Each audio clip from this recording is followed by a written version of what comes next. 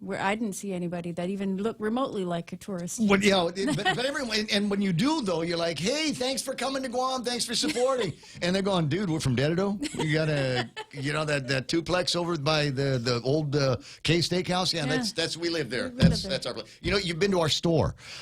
Actually, you've actually been to our store. So it's one of those. That actually did happen to me and Can't Phil. make assumptions. We were at Maritzo Pier, and we saw some few tourist-looking folks, and we were coming back from a fishing trip. We're like, "Oh, how you guys doing? Welcome." Well, we're from here. Happens to me all the time. Good to see you. Welcome. I meant welcome to Maritzo is what we meant. Well, but you know what I'm hearing? What I'm hearing more and more is not so much the tourists and Japanese and Korean and Chinese voices, Russians. I hear more Russians. I guess there's still a huge population of them here waiting to get some either asylum or send me back or send me somewhere else from besides here. But can we get around to doing something? And so in the meantime, they apparently go to the same beaches that I do and kind of walk back and forth and hang out and enjoy the sunshine with them and their kids. I think that's kind of an interesting thing around there. I don't know what contributions they're making to the hospitality industry, but still in all. There's something that we can almost feel comfortable with that little throwback to once upon a time. You remember when that was the bill? Oh yeah, let's go and sit in this warm bath of nostalgia. You remember when everybody was going gaga over the Russian tourists? Yeah, we couldn't get enough of them. They were in all of the beach bars and restaurants and clubs and all of this other, and they were spending serious money. They weren't messing around. These guys came in and they said, we would like to eat at a restaurant. I said, which one? The very best one that you have, and we're coming in with 30 people. You remember? Yeah, Russian mafia. Oh my God! And they just make huge tips and all of that stuff if you could take them. So it was, and then all of a sudden that dried up, and it felt like, wow, this is the worst ever.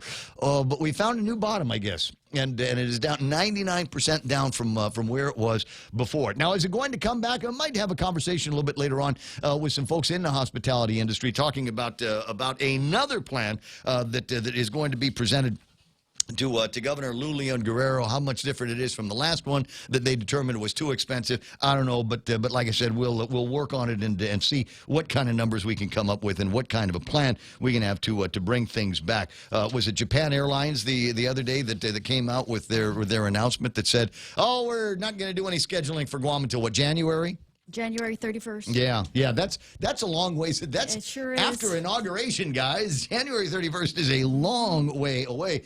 But in the meantime, are they not flying into Honolulu? Oh, I don't know. Tom Shea said they are. Tom Shea said they are, because I think there are ways that you can get, if you're Japanese, you get the right kind of test. You can go into Honolulu and do Waikiki and go shop at Walmart and all of that. I think our quarantine requirements was one of the driving factors in their decision to exactly. But I don't know what happens when they go back. That's still kind of a fuzzy spot in my head. Are you encouraged by the idea that we might be able to get a vaccine here by the end of November? There is that conversation going on. A little bit later on, I've already reached out to my doctor, George Macris. Oh, wait. I got to be careful, because I was talking to, I needed something from Akimoto, and he was like, why don't you call Shea? why don't you call your other doctor, Macris? You seem to like those guys. You only need me when you want these kind of pills. You only need me when you want this kind of therapy. What's the matter? The other guys don't talk to you? What? They won't write you the script? All right. So among my favorite doctors, besides Shea and Akimoto, is Dr. Macris, and we'll spend a little bit of time talking about the challenges that might be afoot with this vaccine that's got to apparently be kept super cold. And did you read that? No. And all this stuff, if for maximum, I guess, efficacy, they need it to be kept at around minus 100 degrees. Wow. Yeah. I can only think of a couple of things on Guam that are that cold, and one of them is a certain politician's heart. But otherwise, And I don't know if we can hold 2,000 batches around that one still beating heart, but we'll watch. I know you've got an ex-girlfriend out there somewhere, also cold heart. We'll put some of that vaccine near there, and it'll be kept into perpetuity.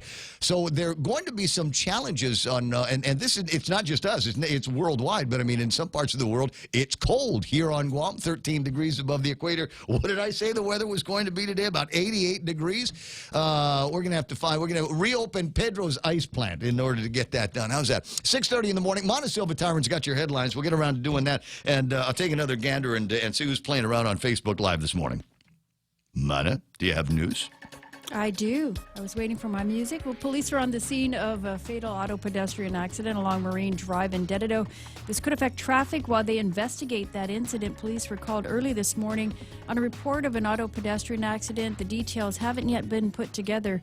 Police say it will affect traffic at the intersection of Route 1 and 16. That's right by the Micronesia Mall.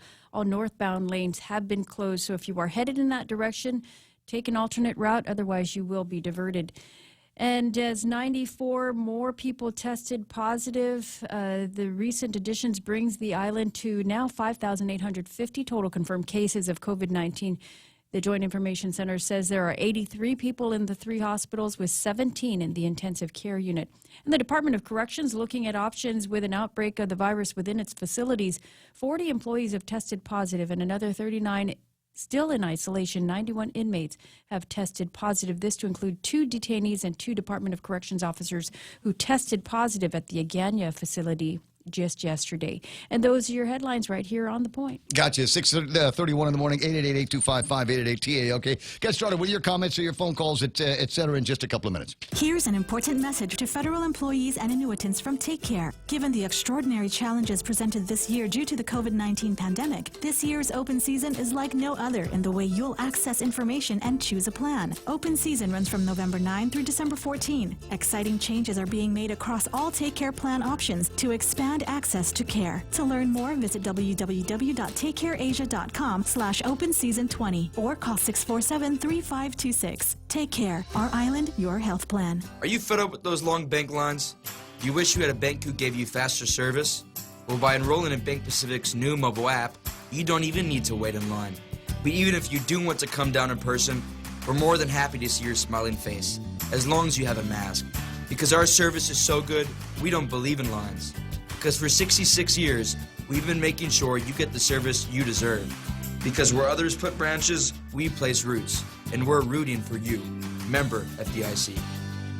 Portions of the program brought to you by the guys over at Subway. Eat fresh and eat chicken. Barbecue chicken, as a matter of fact. You get that foot-long deal, your favorite kind of bread, and then you start mashing. They will take the barbecue chicken and literally mash it into the bread so that they can stack more of it. Then you throw on your veggies, your favorite sauces, or, you know, maybe you do it like I would. Keep it naked so you get the full flavor of that barbecue sauce on the chicken. Try it today over at Subway. You know, there's never been a better time to get yourself behind the wheel of a brand new Nissan automobile. They've got the 2020 Versa. They've got the Sentra. Didn't everybody on Guam, isn't it? It's a law, right? I mean, there's got to be at least one Sentra underneath the garage of every house on Guam. And you need to be in compliance. I'm sure that there is a directive coming out soon from the Department of Public Harassment and Secret Service on this. It is certainly one of the safest automobiles you can find. Safety Shield 360 standard, all trim levels, the most appealing compact car according to J.D. Powers, and best new car from the Auto Trader guys. Don't believe me? Test drive. It doesn't hurt anything. Carlo Guanlao and Ricardo Castillo and Eric Cooper will be more than happy to take you on a test drive when you visit them today at Nissan. Okay, Google. Hey, Siri. Hi, Bixby. Go ahead. I'm listening. Open the Point app. Opening. Live stream, on demand, swap stations, check out the visual radio. Get the free app available on the App Store and Google Play or go to thepoint.gu. I don't have the map up yet. Hold on a second. It might be a very, very interesting morning for you in terms of traffic, especially if you're going northbound Marine Corps Drive. Apparently, Route 16 and Route 1, a fatality early this morning. That's got the roadways shut down. They're gonna route you through Fatima Street if you're moving in that direction. Southbound traffic, I understand, is open this morning. So keep an eye out for that. We'll take a look at the traffic map in just a second. That's the big deal for you right now on the point. 6:34 right now. Traffic. Did you know your smartphone is one of the most powerful tools in our fight against COVID-19? That's why we're bringing you the Guam COVID Alert Exposure Notification app. Developed by Google, Apple, and the PathCheck Foundation, the app works by letting you know if you've been exposed to someone who's positive. It's completely voluntary, and more importantly, it's anonymous. Add your phone to the COVID fight. Go to guamcovidalert.guam.gov or download it from the App Store or Google Play now. Help Guam stop COVID-19.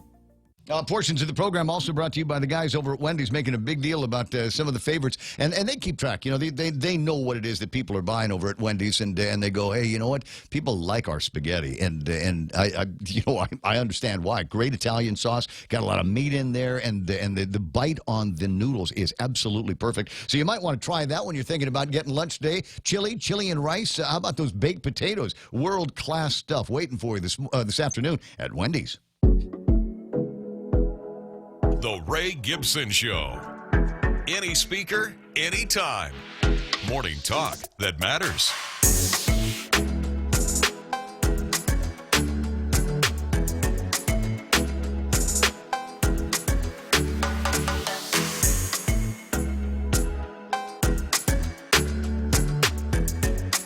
(636) 888-8255-888-TALK is the telephone number here on the radio station. And I want to put this back up on the screen so that you can see it. This is what the right now traffic gizmo looks like on my screen, on your screen, and right about the center of the screen right now. You can make out what's happening up North Marine Corps Drive. Again, there's an auto pedestrian that is a fatality. Police are investigating that right about now. You will see traffic delays, obviously, in that area. Southbound traffic should be okay, and you can see where they're going to start turning people around again. Fatima looks like it's going to be the detour for people to get around that accident. So if you're on Route 3 heading to Marine Corps Drive, you might want to think about just going north for a little bit, get down to Fatima, and make your way southbound that way. Don't have any word on when they're going to reopen that roadways. Fingers crossed. Now 637 888-8255-888-TALK. Again, the telephone number. All kinds of stuff that we can talk about this morning. But what I want to talk, I wanted to get back to where I was, and that is finding out who the top. It didn't even get through the top 10. I got as far as Pam Duvall and former Governor Carl T.C. Gutierrez in the mix this morning. So let me see if I can call up some additional names. There's Tommy Bernardo, and Tommy was the guy that sent me a great picture this morning of sunrise down at Talafofo area. Good morning, Ray, Mana, Real Joe, Jerry, and Guam. That's from Rico B. Ken Brown is online. Jane Nauta, Renee Benny, and a bunch of other folks are watching the program. Lynn McAfee is there. Kenny Williams, hopping to Joe Dizon. Dave Torrey, happy Friday. Didn't even notice. Says happy Friday the 13th. Oh, wow.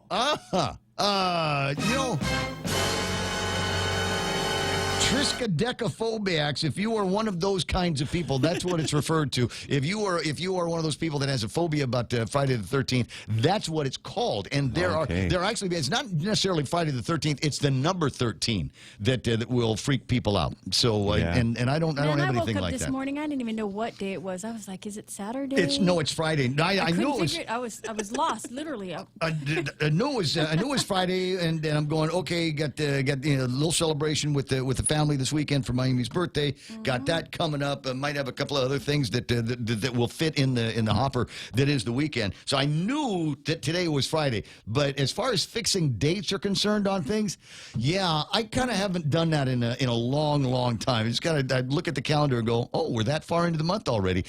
And that's the way it's been since March. That's the way it's been. You just go, wow, it's already the middle of March. Oh, wow, it's already the middle of April. And you can do this thing right up to today. Maybe you are feeling the same way, just going, wow, time is moving by so crazy rapidly around here. Except when you're sitting around waiting out, what's the next shoe that's going to drop on us from the administration? What new directives are we going to have? Jose Martinez. Whoa, easy now with this. Says the ladies were topless at E-Pound. By ladies, I mean the Russian grandmas. Okay. Thanks very much. And now we got a visual. Okay, that's great. Gary Shawnoles, Peter Lozano are watching the program here. Jay Rojas saying it's only Thursday. Now I know what to look forward to tomorrow. So yeah, mark up the thing and do the Friday the 13th deal. Elizabeth Mendiola Kichitsu is hanging out. So is Brad Wood and Sarah Lake, Joanne Billyby, Josephine Pinto, Jane Nauta, Renee Benny, and a whole bunch of others. Great to have you online. Thanks very much for bopping back in after the break in the server here. I got the guy, the software guy. He's watching it now. He's among the people. He's going, okay, and he'll look into the code and do whatever it is that code guys do and tweak it. And this will become one of the most listened to, most viewed deals on Facebook. But in addition to that, it will also be one of the best dating apps there ever was in the history of all mankind. So if you're looking for a sideline, just keep your eye on whatever happens around here. We'll get that going. Sorry, random thoughts rolling into my head this morning. Did anybody catch Candid News last night? Did you watch Candid? Yeah, I did. With Mike? I did. Did you notice how many people were logged on? Yes. There were like hundreds. Hundreds. 400 people were watching that with Candid interviewing Mike St. Nicholas, and I was about ready to go to sleep, and so I looked at the numbers, and it looked like nobody was fighting. I didn't see anybody at anybody's throat, so I thought, all right, this is right. Now, how were the comments? Were they mostly pro Mike, anti Mike? Yeah. They were mostly pro Mike, and just a lot of fun. It was just having fun. I imagine. So there's that. Now, Uncle Paps might be listening this morning, and if Uncle Paps, if you're listening, I didn't call and send a message to Mike and Uncle Robert yesterday. I know I said I would, and I didn't because other crap I had to do yesterday. I have other responsibilities here besides just yakking in the morning, and I had some technical things that I absolutely had to do yesterday, and so I did not. Now, I will try to get a message out to them today to see if they're interested in doing a quote debate on Monday, but I don't see Mike needing it so bad. We start getting into the realm of political gossip. He had a lot of people vote for him. And you had a lot of people voting for Uncle Robert. You had a few people voting for Will. All 5,000 of those votes.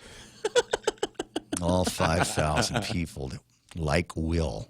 Are they now going to give their vote? Or did they hear the dog whistle when the news was playing yesterday that Will Castro, not an endorsement, but just saying, I'll vote for Robert.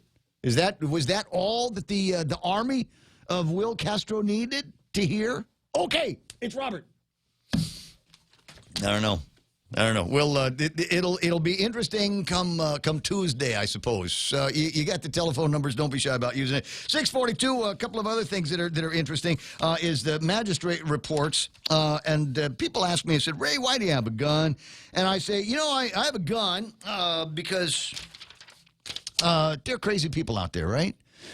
And they go, hey, beautiful 16-year-old daughter. Is that another one of the reasons why you have a gun? Yes, absolutely. I'm looking at a magistrate report story that come up the other day. Officers received a walk-in report by Eleanor, who stated that her boyfriend, Anthony Salas Beneventi, had been arguing with her brother and father and was calling her brother out to fight. She stated that the defendant refused to leave when her father told him to.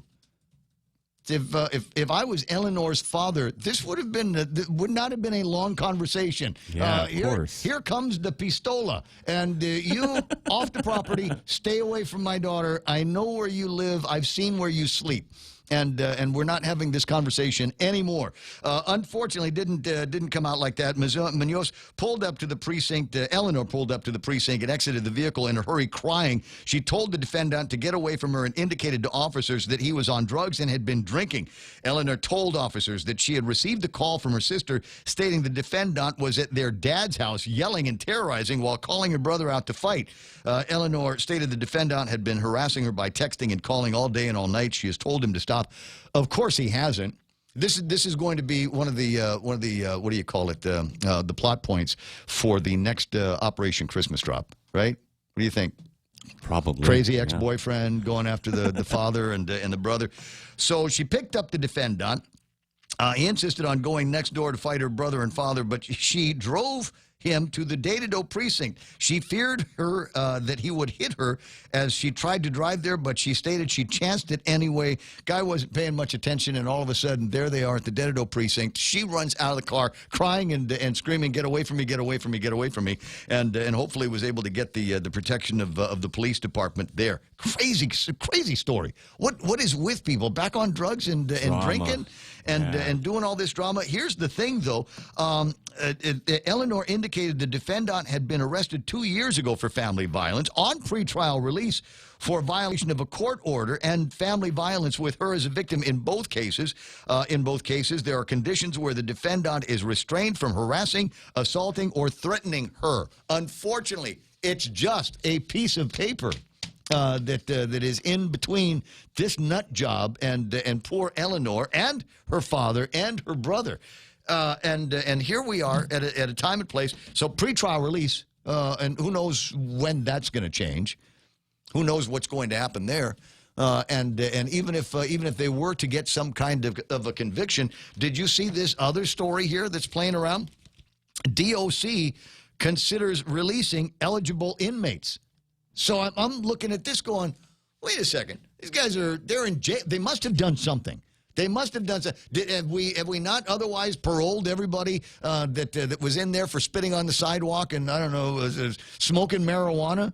Are those guys all? Because I suppose maybe we can get rid of them. But there are other felony level guys in there, murderers and rapists and child molesters. We would open and I'm sure that there's a bunch of them that are very, very nice, very peaceful, very thoughtful kind of guys. Yeah, I'm in prison. I'm praying. And now they're talking about releasing some of these eligible inmates. I'm thinking we just need a bigger place to put them. Is there someplace else we can, we've been talking about this, and it came up in a conversation I was having with somebody last night who was likewise very concerned about what might be happening over at the Department of Corrections with all the sick people that they have there. And the short answer on that is, you know what? Maybe it's just too bad. But here's the thing. We've had conversations going back to Brant McCready. Anybody remember that name? Senator Brant McCready.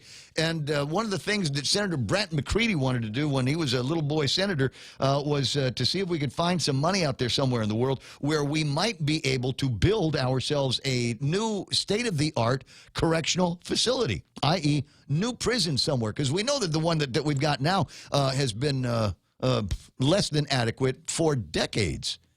Time and it goes by. even farther back than that because Senator Mark Charfers, when he was at the Guam legislature, was also looking at something similar to that.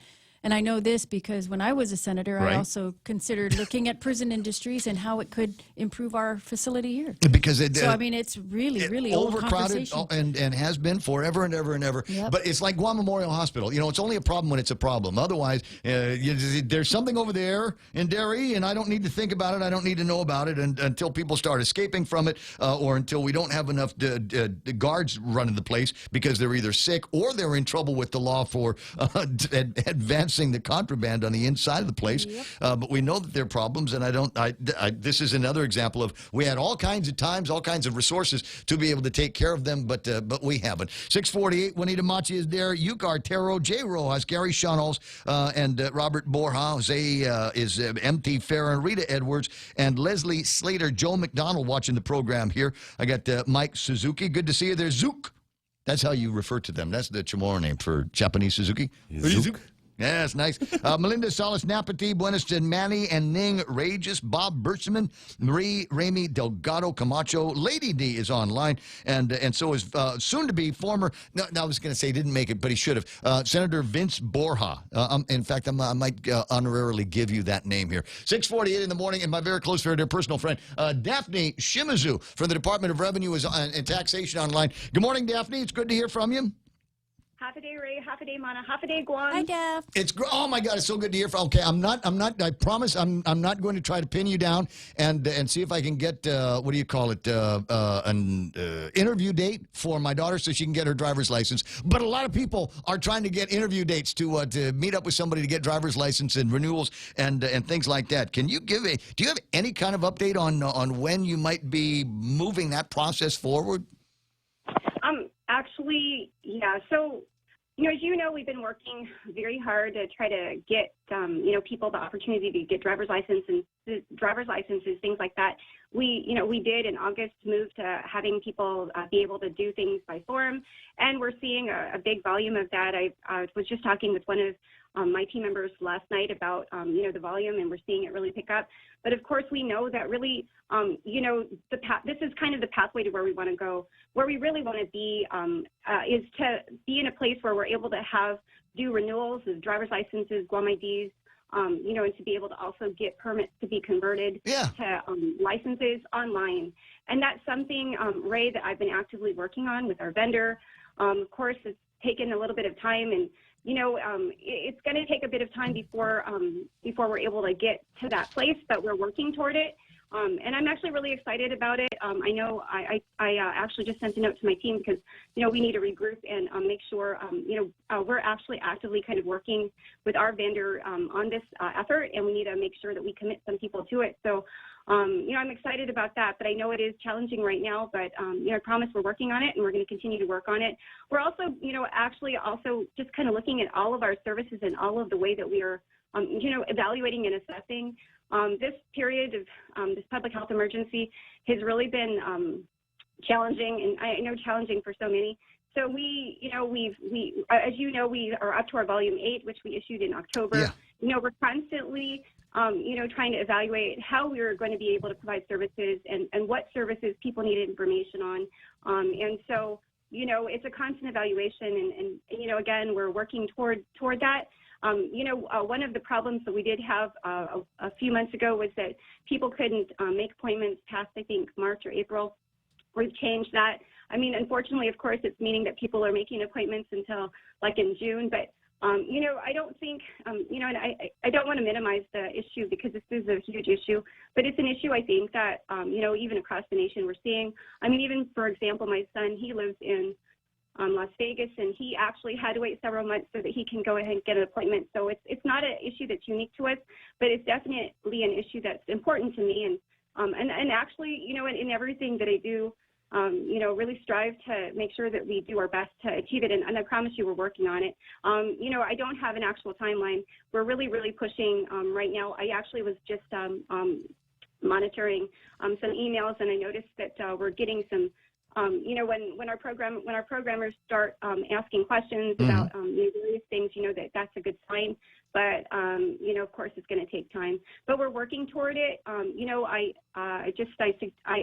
want to thank everyone for their patience. Yeah, I mean, the backlog is going to kill you when the doors finally open. But we're still working at COVID-19 mitigation levels and mitigation limitations. So somebody that it was already a long-term process to begin with, and I can see people waiting a year to get their driver's licenses and to get their chauffeur's license. I got an email from a listener says she has been to more DMV drama from my wife. She's been trying to get our daughter Jada's permit. I'm so frustrated. I've called the numbers on the DMV website. No one answers. I've emailed several times and they are not returned. I've filled out all the forms in order to make an appointment in order to schedule her for a test, but no dates are available in the software. For that issue, and, of course, we've been having challenges with our phone system and also even with volumes of with regards to the volume of emails that we have. But I do suggest that if he can email pinadmin@revtax.guam.gov. I actually have been actively communicating with our team about making sure that we are, of course, responding the best we can to all of the emails and making sure that we do so in a timely manner, as timely as we could possibly get to them. Yeah. So if he could please email pinadmin@revtax.guam.gov. For permits, it is possible to, if someone has already passed the written exam, it is possible to get that permit by mail. We do have a form for that, and so, if that's the case, then he can use the form, and then you could find the form on guamtax.com, on our website, guamtax.com. And no, because you have to go to govguamdocs.com. So when you get onto our website, you'll find the forms section, and you'll click on forms and publications, and then you go to the GovGuamDocs section. You'll be able to find the forms so that way, for that individual, if it's a permit issue and they just need the permit to be issued to them, then they can go ahead and use the form and get that. And you know, Ray, we do recognize it is challenging. This issue of there being a backlog is very serious, obviously, and it's very personal to me. In everything that I do, I really strive, on a personal level, just to make sure that we really do our best to serve. And so it has been challenging.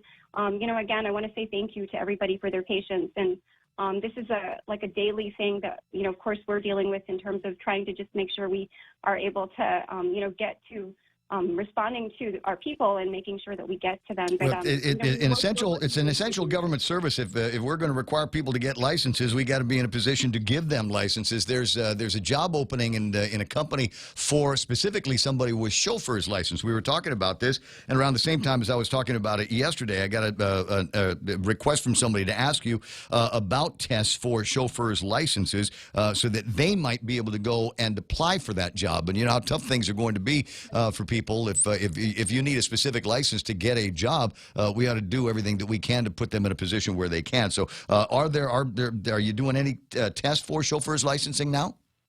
If it is the written exam, I'm not exactly familiar with the chauffeur's licensing test, but I do know that for a bit we haven't done the bus and tractor trailer testing, and also these are the actual when someone comes in and they physically have to be monitored. And, do you remember when you were, when I did take my driving test, we had somebody physically with us and they were monitoring this and making sure.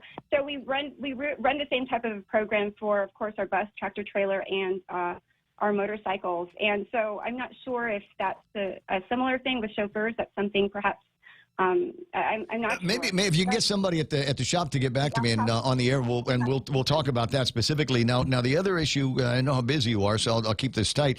Is a friend of mine's trying to get a business license and has gone through a number of the steps that were required. And I knew this was going to happen. We talked about this. So what happens is she'll go and make an appointment, sit in front of somebody that needs to put a chop on an application, and once then it takes time to do that, and then you go and say, okay, well I need to go and see somebody else now over at the fire department, which is a whole nother appointment that needs to get set up and a whole nother week that goes by before they're able to get the chop from the fire department before they need to go to the next person that does the chop, and that takes another week. So it's taken forever to get business licenses, and people in this town, everybody's might be working through some kind of a hustle and need to be able to get through that process a whole lot faster.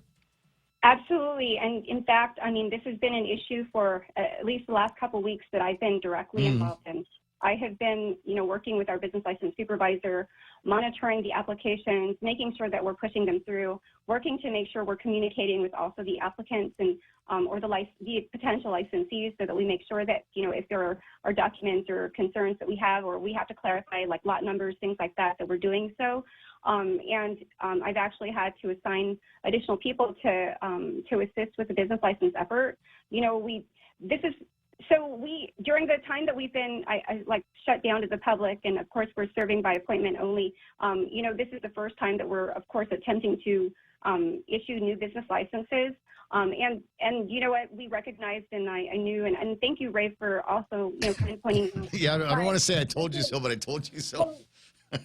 Well, you're like a big brother, so I'll take that from you. But but the thing about it is I suppose that what we're really doing right now, again, like I said, is trying to push out all the business license applications that we have, and working at the same time to evaluate the process to make sure that it is more streamlined and that we don't have people waiting.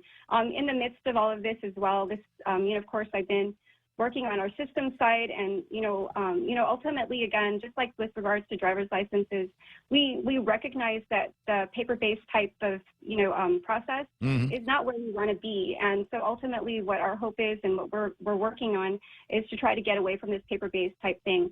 So that's all kind of simultaneously happening, and of course has my attention. But I'm definitely working on the process of trying to push a lot of business licenses through. I believe that the people who have submitted business license applications we'll see a huge, we're going to see a lot of movement in that. And in fact, even, it's almost every day that I'm talking with our business license supervisor, and again, making sure that we're getting this through, because we do recognize the need to make sure that we can license. And that was the whole point, even as we contemplated, doing this way back in Labor Day, the whole, issue of not being able to, or not having the opportunity or giving people the opportunity to get business licenses was something that we believed, wasn't acceptable.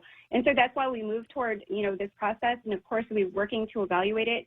As I mentioned, it's not been perfect. We're, of course, working always to it's about agility, right? So it's about trying to adapt. And we're, trying to be as agile and adapt. I just, somebody fills out a business license application. I think maybe just one person to sign off on it for now, and then once we get out of this pandemic nonsense, we'll go back and do everything else the ministerial work that needs to be done. But in the meantime, as quickly as we can, let's let people, like we did with the expiring driver's licenses and business licenses. If you don't need to be there to get it renewed, then don't bother. We'll catch up with you later on. The same thing with the business license. Fill it in. Go see one guy at Rev and Tax. Let him put some kind of a provisional license on it, pending the end of the pandemic, and let people start making some money and making some scratch. I'm going to blow off the Fox News here for a second because I wanted to bring Clayton Duvall into the conversation. Clay has a question for you. Good morning, Clayton. You're on with Daphne Shimizu from Rev and Tax. Hey, morning. Thanks, and Director, thank you very much. You guys have been doing a great job. My experience with Rev and Tax thus far, with all the challenges you have, has been spot on. Here's my issue. My two daughters and my granddaughter filed the non-filer form for the economic assistance. They got the $1,200 each. And then I got a notice from Rev and Tax that, oops, looks like, you weren't eligible because somebody else could claim you. So maybe the form was a bit confusing. So I discussed this with Lorna and Melissa, and I said, okay, I'm going to send you the money back because you're right. So in September 23rd, I put a check for $3,600, a letter of explanation, everything in the drop box, and my check still hadn't been cashed. So I'm kind of stymied. I've communicated with Jean Flores, and she forwarded it to Norma Jean Flores and Lorna, and I haven't heard anything back. And I'm just wondering, where my $3,600 check is. I wish the government would take the money and cash my check. Absolutely, and in fact, of course, as well. And just so you know, one, thank you for for your comment, your question, and you're absolutely right that, of course, what we do actually is we actually transmit payments to Treasurer of Guam. And just so you know, and for the listening public, throughout this whole public health emergency, our team has been activated to make sure, absent, of course, during this particular shutdown from August, we've only probably been out like 1 week, and that was the time when we were in restricted PCOR 1. And, the rest of the time, our team has actually been activated to make sure we check the mail, to make sure that we're also transmitting payments to the Treasurer of Guam. If there was an issue, or if there is an issue, that's something we'll work to get to the bottom of. And in fact, so I do have your name, and I'm going to work to make sure that in particular we look at this issue and we try to resolve it, because I agree. I mean, our whole position is that, of course, we exist for collections, and our main mandates are collections and enforcement, and so we want to make sure that we get money, and also that there's accountability, and and that people know that you could see the check be clear on your side. So I'll work to. Well, it's the first time in my life I've ever sent the government $3,600, and they haven't cashed it. I want to be a responsible citizen here, and so.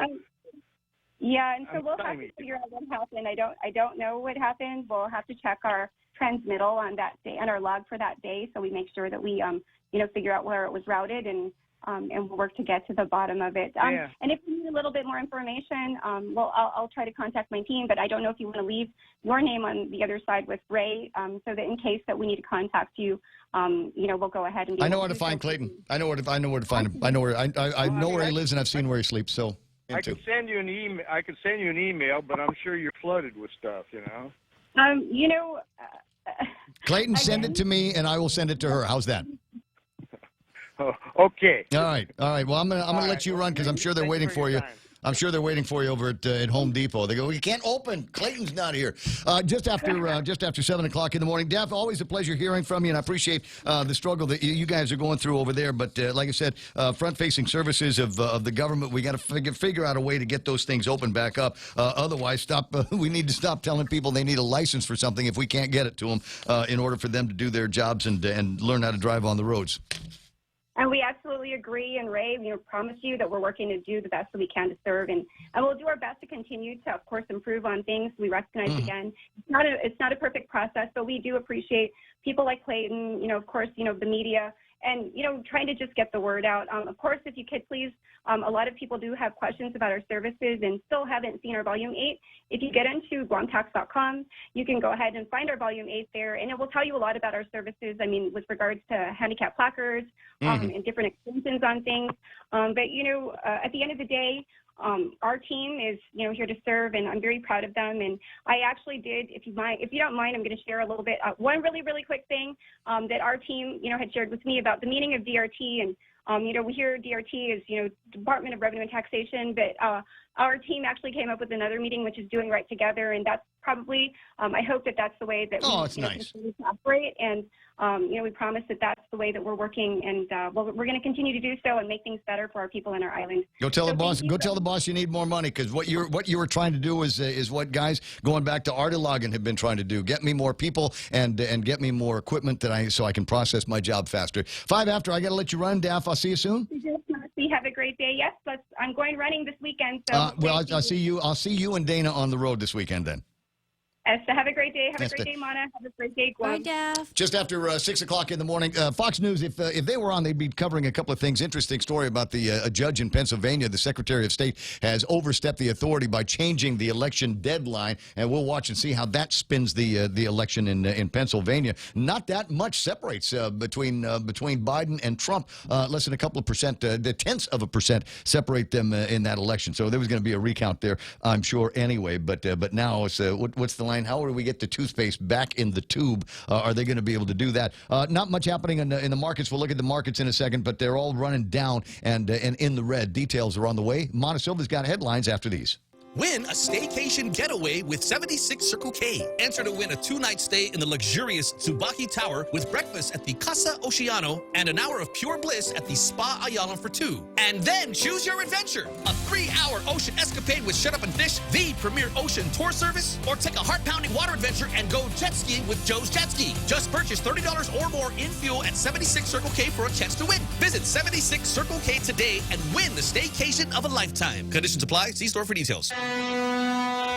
Hafide, this is Kayla from APL Guam. Here at APL, our expertise and extensive network can help you grow your business and reach out to more markets. As a responsible carrier, APL is also committed to a sustainable future, whether it's protecting the environment or investing our efforts in giving back to the community. Our dedicated team in Guam and the U.S. mainland are here to support you. Call 588-4651 or visit apl.com. It's time to mix things up at Subway. Come in and get Subway's new barbecue chicken sandwich. Tender chicken strips topped with generous portions of sweet barbecue sauce. Oh, yeah. Add on crisp lettuce, onions, and tangy pickles on your favorite freshly baked bread. Perfect to satisfy just about anyone's flavor craving. It's Subway's new barbecue chicken sandwich, available for limited time only, so try it today. At Subway, make it what you want.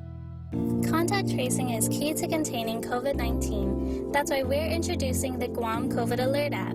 According to Oxford University, for every 100 to 200 downloads of this app, 100 infections can be prevented and 1 life can be saved. Help save a life. Go to guamcovidalert.guam.gov or download the app from the App Store or Google Play now. Add your phone to the COVID fight. Help Guam stop COVID-19. Hafide, this is Claire Manglona from Security Title with an important warning. Wire fraud is real, and home buyers and sellers are one of the biggest targets, even on Guam. When sending money by wire transfer, be sure to confirm the wire instructions by phone, not email. In this case, it's good to be suspicious and know who you're dealing with. Let the professionals at Security Title work with you to minimize loss due to wire fraud. We are here to help.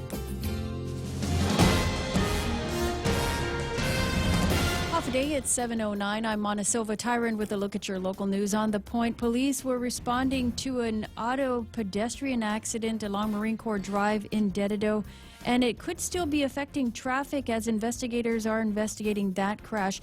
Early this morning, they were called to an auto pedestrian accident. The details of that have not yet been released, other than it did involve fatal injuries. Police say that the traffic will be affecting the intersection of Route 1 and 16 by the Micronesia Mall.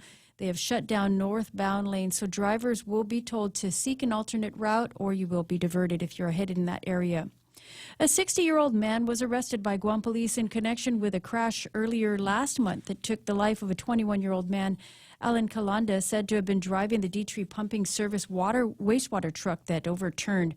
21-year-old Glenn Cruz Jr. was a passenger and was ejected from that truck as it overturned. He died at the scene. Police arrested Kalanda. He's been charged with vehicular homicide, imprudent driving, and failure to use a seatbelt. A Guam Waterworks Authority, meanwhile, employee has been suspended without pay following an arrest on drug charges. The man was charged in connection with illegal drug activity that they say took place at the agency's Fidian facility. GWA officials say that they have a zero-tolerance policy, and the worker has been served notice of termination and has been suspended without pay pending the outcome of the adverse action process. We'll have more news right after this. Becoming a homeowner can be a scary process, but it doesn't have to be, especially if you have the right guidance. Break through your fears and go to a real estate professional that will ensure a higher chance of success. That person is Lolita Countett of RE/MAX Diamond Realty. Lolita also specializes in commercial leasing, land sales, local residential sales leasing, and military and corporate relocation. Don't be afraid. Call Lolita Countett from RE/MAX Diamond Realty at 688-6743. That's 688-6743. The recent high numbers mostly linked to construction sites. This as a number of coronavirus cases have been confirmed. As a result, the construction has been or will be paused beginning this weekend. Black Construction this week confirmed they had over 300 workers test positive, while Cortec yesterday confirmed 31 of its employees have tested positive. Meanwhile, the Joint Information Center confirms that 95 more people have tested positive. As of yesterday, this brings our current number on Guam to 5,850 confirmed cases since they started testing in March. 83 people are in the hospital with 17 in the intensive care unit. Meanwhile, 2 detainees and 2 Department of Corrections officers have tested positive at the Agana detention facility yesterday. This on top of the growing number of cases at the Mangilao facility. The Joint Information Center reports a total of 143 prisoners and 15 staff members were tested from the Agana detention facility. One of the COVID-19 detainees was transferred to the government's isolation facility. The 2 officers remain in home isolation. At the Mangilao compound, there were 91 inmates that tested positive and 40 officers. 39 others remain in quarantine or isolation. A DOC continues to work with the CDC and Public Health to mitigate further spread of the virus in their facilities. They do say they are looking at their options, which may include releasing some eligible inmates. Another DOE employee has also tested positive, this one from Marshall Sablan Elementary School in Agate. DOE working closely with Public Health to conduct contact tracing, and any close contacts of the confirmed case will be contacted directly. Areas of the campus will be cleaned and disinfected as needed, and they say hard copy packet and food distribution will not be interrupted. And qualified pandemic unemployment assistance recipients may soon get their long-awaited lost wages assistance. For some, it'll be up to $1,800. Labor Department officials say that they'll put out all 6 weeks at one time, and that could start by November 24th. Labor Director Dave Della Sola says they'll have a special pandemic unemployment assistance batch to be released on November 17th.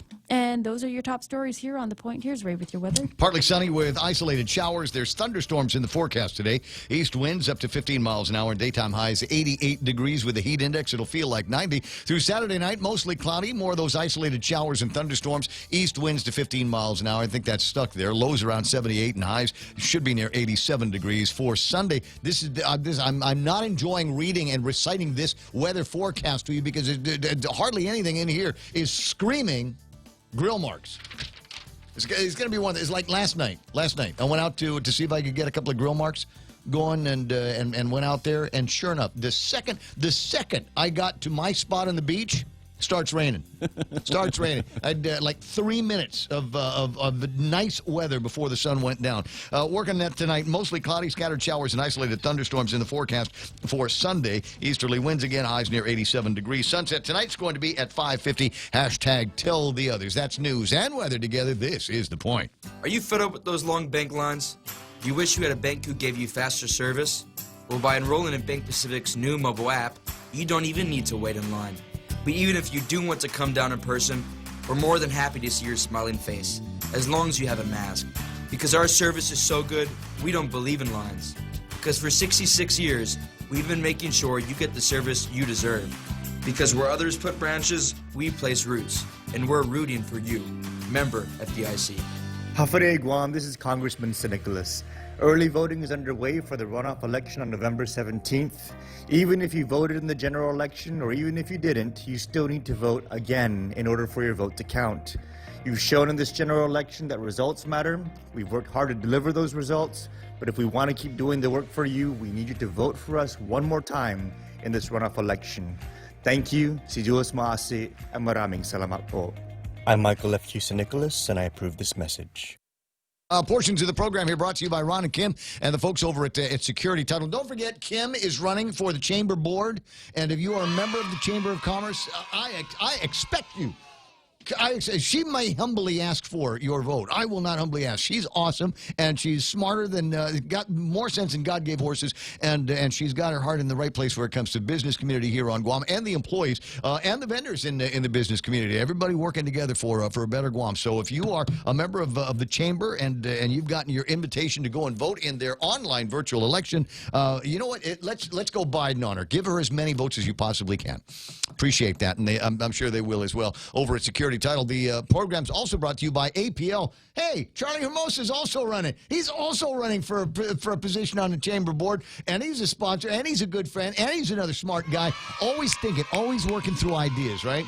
And he's got a ton of ideas on work that can be done over at the Chamber and help out the public and private sector on Guam, individuals from all over the place. So Chamber members, those two guys, APL, global presence, local home. It's the Ray Gibson Show. Call now, 888-TALK. That's 888-8255.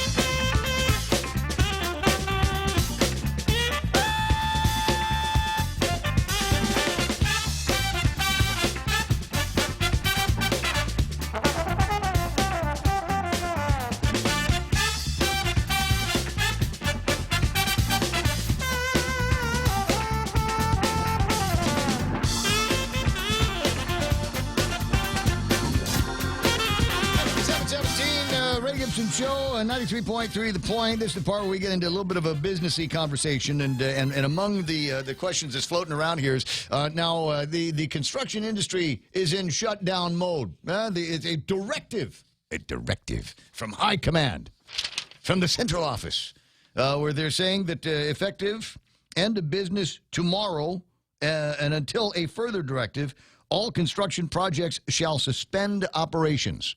And you might be sitting there going, oh, wait, hold on. Wait, time out. Okay, nobody is building a hangar in my backyard. Nobody is building any kind of fuel depot or dump in my backyard right now. But, you know, I got a guy who's going to come in and put a door in. Right? Is that construction activity? Is that construction work? You might know somebody might be putting up a fence. In fact, right not too far away from my house, there's somebody's doing some renovation and reconstruction on that house. Are they going to stop? Actually, I don't think they're a real construction company. I think it's like just four guys, you know, that know how to do tile and woodworking. That's what's happening over at that place. Is there going to be now? Are we going to have another round of DEH agents patrolling around Guam, trying to find people that are continuing their construction activities and finding them? Did you not see the directive? Maybe they'll send another "Can we please, Governor" letter. Oh, yeah, one of those Possible. Gomenesai. Well, I don't know. Yeah. It sounds like, look, and I can kind of see it from both directions, right? There's a part of me that's going, oh, really? We're going to do this again? So we got a couple of guys that have problems, and we're going to shut everything down as a result. But like I said, nobody's working alone except for those 5 guys in that one house up the street, right? Just there's 3. They don't have a uniform. Their truck doesn't have a logo on it, any of that stuff. And most of the time I pass by, they're already drinking. It's like 1, 2 o'clock in the afternoon. So it's not, it might be just one of those, just one long honeydew project, right? But it says here, plumbers, electricians, exterminators, air con technicians, landscapers, and other service providers may continue to operate for the limited purpose of providing services necessary to maintain the safety, sanitation, and operation of residences and authorized businesses. So as an example, Ken from Top End Pest Control, him and Karen, they can still send those, and their 2 guys can go out and kill varmints because exterminators are exempt from this directive. For now. Get those vectors. Yes, it's just what happens, if we get all kinds of these other exterminators. I don't know. So that's among the big stories here that we're going to be looking at. Now, I was talking to Jerry, and he didn't quite believe me. I was talking about Carmageddon, and is it possible that Carmageddon could be coming to Guam? And the answer is yes. Okay. When the construction starts again, and there's a couple of stories. It was one that Jarek did in the PDN last week. And he's got a follow-up on it this morning. Major road improvements planned. Public Works Director Vince Ariola provided an update on some of the major road projects that are going to be taking place. The biggest road project planned is the resurfacing of Marine Corps Drive from about where the old Pizza Hut in Tamuning is all the way up to Airport Road. Now, what is that, a mile? Maybe a mile? It ain't that far, but there's like, what, Start from 7 the beginning, would you say? 7.5 million potholes between the Pizza Hut and Airport and Road. steel plates and everything else, you got the manhole covers that are in they're all lopsided. Yeah. So they're going to be working on that one there, and he says that's a major project. Now they had another one. He actually makes reference to this. The major project in Tamuning, Route 14 from ITC to where the Archbishop Loop is. Again, not quite a mile off in that direction, but there it is. At the same time, Oh they're yeah, going to do that this. place needs some major resurfacing. Well, and it especially in always front- has. Yeah, especially in front of like the GPO, and you always see people lose control of their car. But Just can we no do s- them at the same time? and then not go back in there with your other trucks digging it up to get to the utility line? Yeah. GWA will be in there the very, very next week. As soon as we lay down this ribbon of blacktop, the GWA will be in there, and they're going to cut a lateral from one side to the other, and then they ain't going to fill Never it in fails. properly. You just start working on that now. I'm getting a message. What's it say? The thing about from Pizza Hut up to Airport Road, the Association of Car Repair Specialists on Guam, they are totally against this. Well, yeah, it's no more potholes. They say, no, this is our livelihood. Leave the potholes in, please. Yeah. Thank you. This is what we need. I hear what they're saying, and there's another follow-up. Jarek did another follow-up this morning talking. Apparently, they've got a contractor. Hawaiian Rock has been awarded the contract to do the resurfacing Route 1 from the old Pizza Hut in Tamuning all the way to the Airport Road intersection. And all I can think of is, oh my God, what a nightmare that's going to be. Can you imagine? We'll need to make it so that all of a sudden all of the traffic is going to be going up the old Hospital Road. There'll be all kinds of traffic in between there and Payless and St. Anthony School and coming out on the other side. And so when that gets built up, and people down there hate it when I talk about this, but we had to endure it when they were doing 8, 10, and 16. You remember? Oh yeah, and remember that there was a program that they did. It was a kind of a grant program that they gave to support the businesses that were affected by the construction that was taking place on that intersection. There should be the same thing. The There water should be and a whole ice lot of place this. over There by should the be a fire whole lot of the same department. thing going on. Are you but talking the about worst thing is 8, 10, and 16 was everybody all of a sudden found the magic that was the Toto Kenyatta Road and making your way through Now Ledzing there's and a bunch Kenyatta. of potholes, Now potholes we there. got a lot of heavier traffic that was going through On there. the post office side of that, they were going through those residences over there. They Yes. found ways. Yes. Now, you're talking about diverting from, you say Old Hospital Road, you're talking diverting on Camp Watkins? Looks like they need to do something like that, don't you think? Oh, boy. Well, I hope they speed up that light at that intersection because it is one But I don't know. slow, really No, long. I'll be the first to suggest that I have been wrong on this. When they changed out the bridge in Agania, I thought that was going to be Carmageddon because it's a major roadway. There's just no way that you're going to move traffic as quickly as efficiently as you need to because it's a major through point. But they managed that. They managed that without a whole heck of a lot of heartache. And it's possible that there might be something as simple as, hey, we've got this little road here that we've cut into the system, or maybe we're going to go behind Pizza Hut. There's one over behind the old Ben Franklin. You take that back road and then you come out by the Pizza Hut light. And then you can go on to Camp Watkins. At Charlie Torres Street, Yeah. Uncle Charlie Street. Yep. Yeah. So right behind Docomo, and you take you right into that Pizza Hut thoroughfare.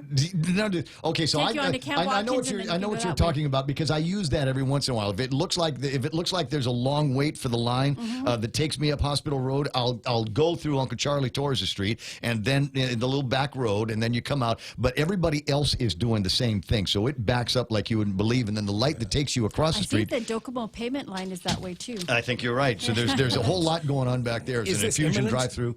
Are they fantasizing, or is this something that's coming? He's saying early next year in Tamuning is what the story says. Expect traffic delays early next year in Tamuning. So if you live there, you have time to move.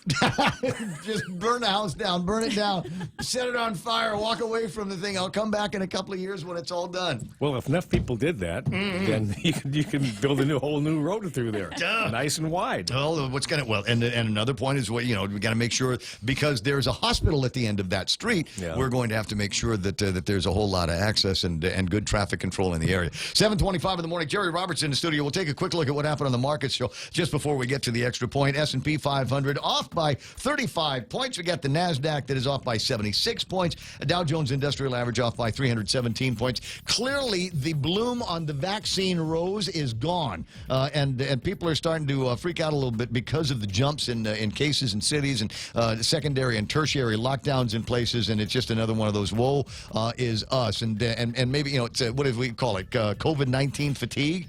Going, is there an end here? Is there anything that gives us any kind of hope that we're going to see the economy start to rebound? Every time it feels like there's green shoots, they get mowed down, or in some cases burned down. So we'll talk about that a little bit later on. The FTSE is off by 43. Nikkei picked up 171 points. Hang Seng Index down. Shanghai down. The DAX is down as well. Don't have a number on Bitcoin. Real Joe's going to get that in a second. On the commodities, we'll take a quick look at gold just to see where that's at. Picked up $13 worth of value, $1,874. West Texas crude is at $40. It depends on where you look. I was just looking at oil prices. They're at $40.96. On CNBC, they're trading West Texas crude at $41.06. So I got a couple of slips on the numbers here. I'm going to go with the cheaper number. Just I'm an optimist. I'm going to go with the cheaper gas, the cheaper fuel. West Texas now at $40.96. And you remember the other day we were talking about the inversion, and how we got West Texas crude that's actually more expensive than Tappas crude.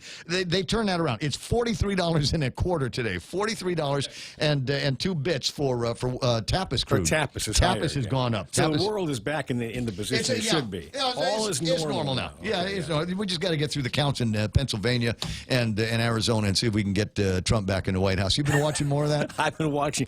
I've been trying not to deal with it. And you go on Facebook, and some of the people that have been your friends for 40 years are freaking out about this whole thing.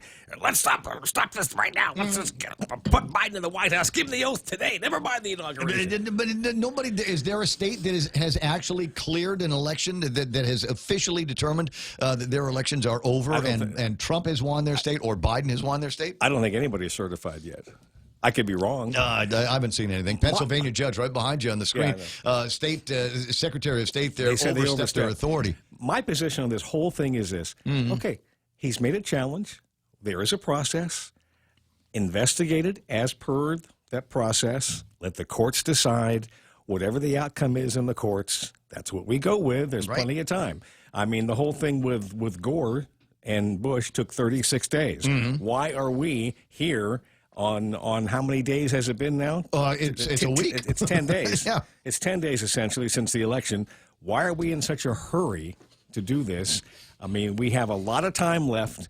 Okay, you want to make sure that you're upholding the Constitution and the law. Oh, Constitution. At the end of that process, whoever wins, inaugurate them, and we move on. Constitution, that old thing. Come on. I only wear the Constitution when I don't care what I look like. Yeah. You know, it's 7:28. Jerry Roberts has got the extra point, now being brought to you by Guan Insurance Services and the team from First Hawaiian Bank. Jerry? Is dysfunction making things tough in your workplace? Today, we'll look at a couple more reasons why it could be next on the Extra Point. When's the last time you looked at your homeowner's insurance? A homeowner's policy protects much more than just your house. It also protects you against claims from someone being hurt on your property. If a visitor is injured at your place, how much are you covered for? The smart thing to do is get the answer today. That's the Insurance Extra Point. Get out there and make something good happen today by calling Guahan Insurance Services at 475-1162 or visit us at the Camacho Landmark Center in Tamuning. Patrick Lencioni wrote the 5 dysfunctions of a team, and we've covered 3 of them so far. Today, the last 2, and a lot of organizations are guilty of them. Here we go.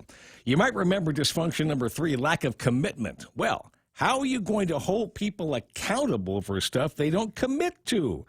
Well, I taught this lesson a bunch of years ago, and one manager said to me, well, they never said they didn't commit. I said to the guy, I'm sure you're absolutely right. They didn't say, and I'm guessing you didn't ask. He just sort of looked at me. Really good teams are extremely comfortable calling each other out on their behaviors and actions when the plan of action has been made clear and when everyone's voice has been heard. Those are the folks that are on the same page and pulling in the same direction. Everything is out in the open. Transparency is a key strength, and nobody is afraid to say the things that need to be said. Dysfunctional teams never hold each other accountable because they worry that if they do speak up, somebody might get their feelings hurt and not like them anymore. Come on, you know it's true. We hold back, especially for our close work friends. Now, what's the problem with that? Not calling out a close work friend and their shortcomings can be trouble. If everybody knows that Joe dropped the ball and then you, Joe's buddy, covers for him, that's likely to build resentment towards Joe. Guess who else? You. Peer pressure is important, but fairness is the key. Accountability is everyone's business, and nobody should get a pass. Dysfunction number 4, lack of accountability. Number 5, inattention to results. Great teams focus on team results, not individual results. Part of the reason is to avoid being called out by team members for not being accountable to the team. One way to achieve this is to make sure rewards and recognition are based on how the team does. You don't have to totally ignore what individuals accomplish, but the emphasis should remain on how the team scores. And if you don't have that, people are going to be people. And if the team is not the clear focus, they'll start thinking about what's best for me. Now, one suggestion is to shine a light on team goals and make those goals ambitious. I like to say reasonable, plus a little bit more. Poet Robert Browning told us that a person's reach should exceed their grasp, or what's a heaven for? Announce the goals in public in front of everybody, and then turn everybody loose to go after them. If you want people tuned into results, that's one way to do it. Give a firm deadline, and that puts people in a position where they have to consider the issues and decide right then and there what's right for them. The 5 dysfunctions of a team. And so many of us are guilty of at least a few of those, aren't we? That's the Extra Point. Be responsible and make something good happen today for 93.3, The Ray Gibson Show, Guahan Insurance Services at First Hawaiian Bank. I'm Jerry Roberts. All right. Getting back to Jarek Sablan's story and the interview with Vince Ariola from DPW, he said residents can expect a complete closure of the ITC intersection for 2 weekends during the construction. You're going to shut the entire ITC building down. That's insane. All right. So how do you get around that if it's closed? Well, you can't get to the post office. Yeah, you can. You have to go through. You'd have to go through Taco Bell. You remember the old Taco Bell? There's a road. Have you been Yeah, in there's there? a back road there. Isn't it super potholy? There's no asphalt there anymore. It's mostly Cascao, right? It's over it- by Turtle Tours. Yeah. By Turtle Tours, and you get there's a couple of gyms back there. You go up there and and then you pull in behind, and then pretty soon you're over at the Carpet Store intersection. You go straight across to where the old movie theaters were, and that will take you out another way out to Marine Corps Drive behind Okay. FHP. Okay. You don't like it? No, Dad? Well, No? I tell you, Coral Reef might complain. What else is back there aside from the post office? Isn't there part of the police department? Don't we have police department Yeah, back there, I like a records think and so. ideas back there or something like that? Unified is back there. the gym. DPW also has plans to repave and rehabilitate Route 28, what we know as Sang Song Road up in Dededo, Sang Song or East Sang Song Road. Have you ever been there past where the old? It just gets progressively worse until you are literally at a dirt road. It just funnels down to almost nothing, like it was an afterthought. And there's whole parts of a golf course back there and everything. So they're working on that. Ariola said he's gotten many complaints about the striping and markings that have deteriorated or disappeared, which makes the road less safe. Guardrail repair and replacements are also in the works as there are damaged or rusted out guardrails all around the island. And here's one that's worth looking forward to. Route 5 in Santa Rita. Well, it was a huge priority that they decided to put an intersection at the along Route 8. Yep. All of that took second seat to that intersection. But the guys that the number 9. the Calvos paid for it. Yeah. The Calvos paid for that. That's Remind you that's that their it's light. the 9th traffic light that was installed on that stretch of road. 7:34 and Priorities. and how long did that one take? Anyway, 7:34 in the morning. You having a good time there? I want to point out that none of us are having frowny faces as we have this conversation. No, it's fine. It's Guam stuff. I've been here a long time, seen roads close. It's only going to be a couple of weekends, so he says. Could be a little longer than that. yeah. You remember when Joanne Brown was running DPW and they did the road work at 8, 10, and 16? It looked like they had everything all done. And there's The two lights were off traffic the- lights at that intersection. It's within 20 feet of each other. There we go. Just terminal dumbness. But anyway, so we thanks, got Joanne. those lights up there, and then they wouldn't open the road forever because they were waiting for the exact flavor of the friction course. So that once they laid that asphalt down, it wasn't going to go anywhere. It wasn't going to get zaff. It wasn't going to ripple. It wasn't going to do anything. And so they made us wait. It was like another 90 days. It feels like in my head before they got the recipe right and blessed by the federal government. They finally got the thing on the road, and within 2 weeks, all of it ripples, and then after a hard GWA rain, dug it up because they had some infrastructure that needed to get redone in there. Just incredible time. So yeah, I'm going to go home and wait But on you're the not road. Friday. I'm just going to. I'll go to the Telework. store. I'll go to the store today. We'll stock up on whatever we need for the next 2 weeks or 2 months or 2 years or whatever it's going to be, and then we'll just wait for the road to get. I'm just never going to Tuning again. That's it. I'm just going the long way around everything and just won't go to that part of the island. I was thinking, and everybody online, Michelle Armenta, et cetera, all saying the same thing. Work at night. How much of this work can be done at night? Well, I tell you, No. We don't won't be do done. that We don't here. do it. Get out of here. Work at night. You mean like they do in the Sometimes they States do. and all of the other civilized countries in the world? We can't do that. We got to worry the safety of the men and women that are out there. Like you know what they used to have? They did the lights on when they were doing checkpoints, right? Didn't they? Did the guard guys have big, massive floodlights? Yeah. When they were doing because they stopped at 4 and then they took a 2-hour break, and then at 5:30 or 6 o'clock they'd go ahead and go back into checkpoint business until 10 o'clock, and they had lights. They had lights. I knew a guy in California because they used to rip the freeways up all the time, and they would do the freeway repair, and they would do that at midnight. I mean, they went in like 11 o'clock at night or 10 o'clock at night when there was less traffic, and they would knock down a couple of the lanes of a 4-lane, right? And they would do their thing, and the massive floodlights were there. And the guy says he liked working at night. He got a night differential. Yep. He got more money for it, and it was cooler because a lot of the work was in summertime. And they said, well, why do we want to be out there with 100 degrees, in September or whatever? So we'll just, we'll go out there at midnight instead, where it's a lot cooler and it's fun. And they made more money, and it just worked for everybody. So we'll laid out the events if you need any help. You just come by. We're right across the street from your office, Vince. You come by the radio station, Jerry and Mana and Real Joe and I will help you through this. We'll make it so that there's less suffering and chewing on your chin while we're doing it. 7:37 in the morning. Jerry Roberts and the Extra Point. Sorry about that, Mana. I just got taken away by the conversation here. This portion of the program is the news part, being brought to you by Top End Pest Control. The governor says they can work. The governor says they're exempt, so if you've got some bugs in your house that you need to, don't do this yourself. Don't, you know what, because you never know. It might be something that's got some kind of spitting venom or something like that. You don't know if it's cockroach or something that, kill you in your sleep. Call Ken or Karen over at Top End Pest Control, 487-5657, and let them come in and take care of it, and so there's no venom spitting anytime. Lowly Cabinet of Remax Diamond Realty. Need to get out from under that place over by the ITC building that you like so much? Don't worry, Auntie Lowly will find you a new place to live. Give her a call at 688-6743. Now with news, here's Mana Silva Tyron. Police still on the scene of a fatal auto pedestrian accident along Marine Drive in Dededo.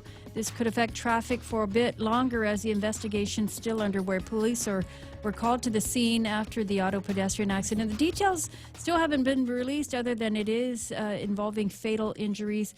Traffic is going to be affected from Route 1 and 16 at the intersection by the Micronesia Mall. Drivers are urged to take an alternate route as all northbound traffic has been shut down for the time being.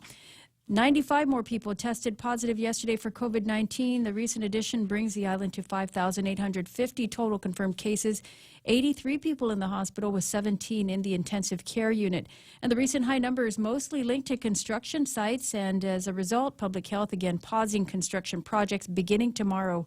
Black Construction this week reported over 300, while Cortec yesterday confirmed 31 of its employees.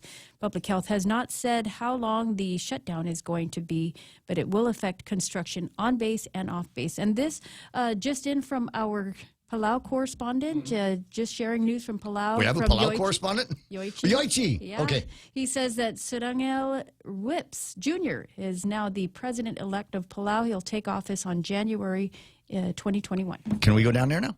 I hope so. Are we allowed? What's a quarantine protocol on that? I don't know. Do we know the guy? They don't want anybody Thank in you, there. Yoichi. Yeah, we know the guy, right? Okay, because I'm Yeah. look. Is anybody? I just want to get on an airplane and go fly someplace. Now, I just And then hang out in Palau kind of for a couple weeks. a little exhausted. A couple If weeks. there's a way to do Go it, fishing, Saranga go will boating. figure it out because he is a good man. He's waited his turn, His so turn? to speak, and he's one of the Whips family. Is one of the wealthy families in Palau. Okay. Very well connected. I've had conversations with him over the years, and very bright guy, and he'll be a good president for that country. And I'm sure that he's working on some kind of way. I mean, it doesn't have to be for everybody, open it just up. us. Just us. It'd No just be, problem. we'll figure out a way to do the broadcast from down there. Here's a guy. Oh, yeah. Now, No, because they've got better internet now, don't they? Didn't they they do? stick in a new data pipe down there? I don't. Bob Kelly knows. I hope so because the internet was dreadful the last time I was there, but and it was really expensive. But let me tell you the guy Sarangel is. Yeah. I met Sarangel. We went down there to do a story for Directions Magazine years ago, and put Tommy Rengasau on the cover.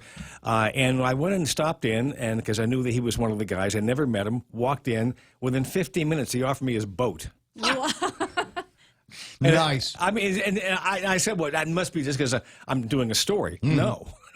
I mean, he had a boat. We're going diving, we're going fishing. Yeah, you go to Palau, and he meets you, and it was like, hey, you want to go on the boat? I mean, that's kind of like the way he is, right? So he's going to be a good president for Palau. I don't think there's any question about that. All right. Well, if he's got your seal of approval, I'm sure they're going to be just fine down there. Thanks for the heads up on that, Yoichi. At 7:41 or so in the morning, the Ray Gibson Show continues on the other side of these. Top End Pest Control is who you call for all your pest control needs. Got a problem with roaches, ants, spiders, rodents, fleas, ticks, termites? No problem. They do it all. Top End Pest Control is a service-disabled, veteran-owned small business and HubZone certified. Serving Guam since 2012. Call them today for a quote, 487-5657, or email topendpest@gmail.com. Check them out on Facebook at Top End Pest Control and give them a like. Top End Pest Control for all your pest control needs.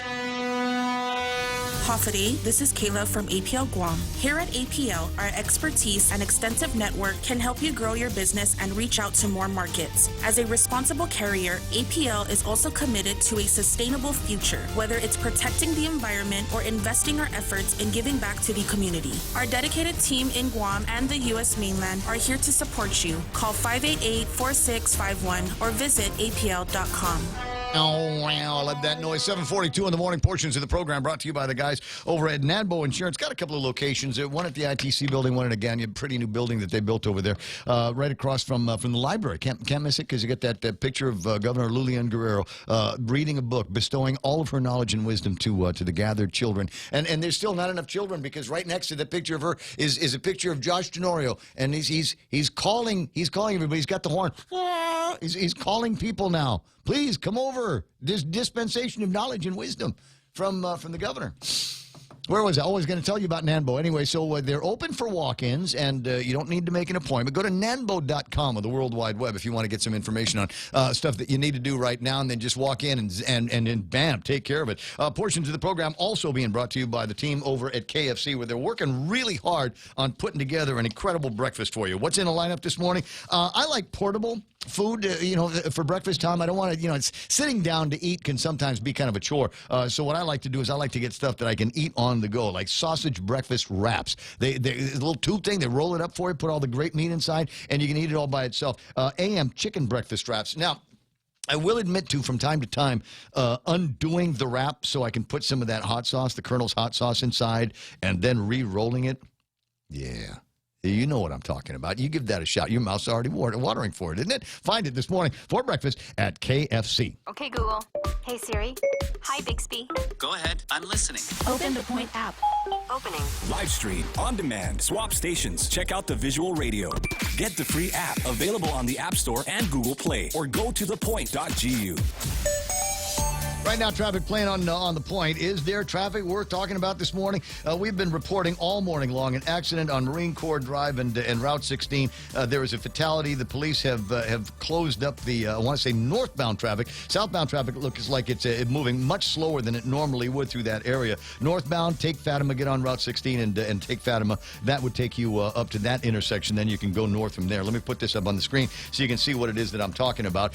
You can see the area right around the middle is where the accident is, just before you get to the intersection of 1 and 3. Things moving very slow through there as well. Let me zoom out and see if there's other spots that you need to worry about here this morning. A little bit more up in Dededo at the intersection of 1 and Y Sangsong. Doesn't look like there's too much to worry about headed straight north, but let me see Midtown and then southbound traffic. Nothing major in the Tamuning area, into and out of the Agana area. Might be a little bit busy this morning over at the intersections. They all seem to be running red. A little bit of traffic over by Navy Hospital and all the way down south of Big Navy in Sumai. Yep, as I thought, it's kind of ugly through there. In fact, we got ugly over at that intersection and up a little bit north at the intersection coming out of 5. Is that 5? 17 and 2.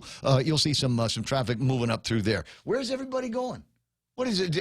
It's voting. It's a voting day, right? You can go and vote over at the Election Commission. Maybe that's where everybody's headed off to. 746. That's right now, traffic. This is The Point. It's time to mix things up at Subway. Come in and get Subway's new barbecue chicken sandwich. Tender chicken strips topped with generous portions of sweet barbecue sauce. Oh, yeah. Add on crisp lettuce, onions, and tangy pickles on your favorite freshly baked bread. Perfect to satisfy just about anyone's flavor craving. It's Subway's new barbecue chicken sandwich, available for limited time only, so try it today. At Subway, make it what you want.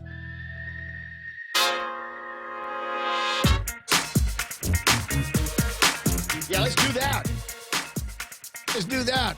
We got unboxing to take care of. Jay Rojas sent Mana's birthday present through, so we're going to take a look at that in a couple of minutes. 888-825-5888-TALK. As I said, it's a morning of disappointments.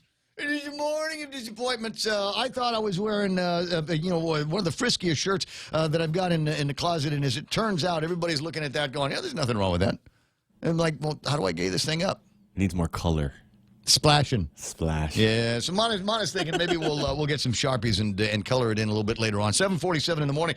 The other disappointment is I'm not going to be disappointed, but Paps Martinez, Uncle Paps, is going to be disappointed because I had other work to take care of yesterday, and I did not send an invitation to Uncle Robert and Mike St. Nicholas to come and do your debate. Anyway, why I called. Before I get to that, how come before the general election, Kelly Young Guerrero was calling up every station, asking the voters to come out and vote at the election? Are we still on? Let it go, Uncle Paps. Let it go. What's the song? Let it go. Let it go. Okay. Don't sing. Sorry. Every time I sing, it knocks the thing off the face. But I'm just saying, you're beating a dead horse. The guy lost. It's over. I know, but he's not asking the voters to go out and vote like he did. We still got election coming up. He called up every station every day saying, please go to the election commission to vote. Yeah. Stop. But here's why I called, Ray. Yes. Last Congress, there was an ethics complaint filed against our then Congresswoman, Marilyn Berdallo. Now, what the Democrats were in charge, she's a Democrat, so what they did is they said, well, there's an election coming up, she might lose, and if she does, we don't have to hear this, let's wait. She lost the election, then they let the clock run out and never heard it. Then they said, well, she's out of Congress, we don't have jurisdiction. Well, the same thing now. There's been an ethics complaint filed against our Congressman, Mike St. Nicholas, which made national news in some cities, on 2 counts, campaign finance and allegedly having an affair with a staffer, which violates House rules. Now, Congress is doing the same thing. They're not hearing this complaint, knowing there's an election coming up. But if he gets reelected, the next Congress, the 117th, will have to hear it. Because if they hear just one Republican case that was filed after Mike's, Republicans are going to yell, and it'll make the news. They'll have a case. If they don't hear any cases, the media will will pressure them. So we have to remember that there is an ethics complaint that will be heard in the next Congress against our congressman. One of the counts is having an affair with a staffer, violates House rules. And if he's found guilty to any extent, that's going to embarrass Guam. So the voters better keep that in mind. There's also the one on campaign finance, and the voters better keep that in mind. Just want to bring that point up. Well, no, I'm sure they appreciate that. Tell people, I bet the people over at Uncle Robert's office, and maybe even Mike St. Nicholas's office, is saying, thanks for bringing that up again, Paps. Yep. Okay. Going to be heard if he wins. All right, well, we'll see what happens. 888-8255, 888-TALK. The ultimate answer is, yeah, we'll see what happens. But those allegations were flying around before the general election. Remember we had that earlier? The thing, and lots of people went and still voted for Mike St. Nicholas, even though I'm pointing out, I'm not trying to, exert any kind of bias in any direction whatsoever. But I mean, do I need to break open the paperwork and show you how many people voted for Mike St. Nicholas, even though there were these unanswered questions that were floating around with regard to the investigations in Washington, D.C. And the people are speaking again. They have been doing curbside and in-office voting taking place over at the Election Commission almost immediately after it became obvious that there was going to be a runoff election. So people are going out there and voting. As Real Joe says, you watch Mike St. Nicholas on Candid last night, maybe one of the biggest audience numbers they ever had on that program. Lots and lots of people tuned in, wanted to hear what the guy had to say about a variety of issues. 888-255-888-TALK. I appreciate this. Now we're doing some unboxing. And so Jay Rojas, some surprises in here. Jay Rojas sent some paperwork along with the box of goodies for Mana and her birthday. I'll show you little bits and pieces of it. Hold on a second. I might need to hold. Evie, if you're making a comment right now, sorry, I gotta turn this thing off for just a second so I can get the screen real estate back.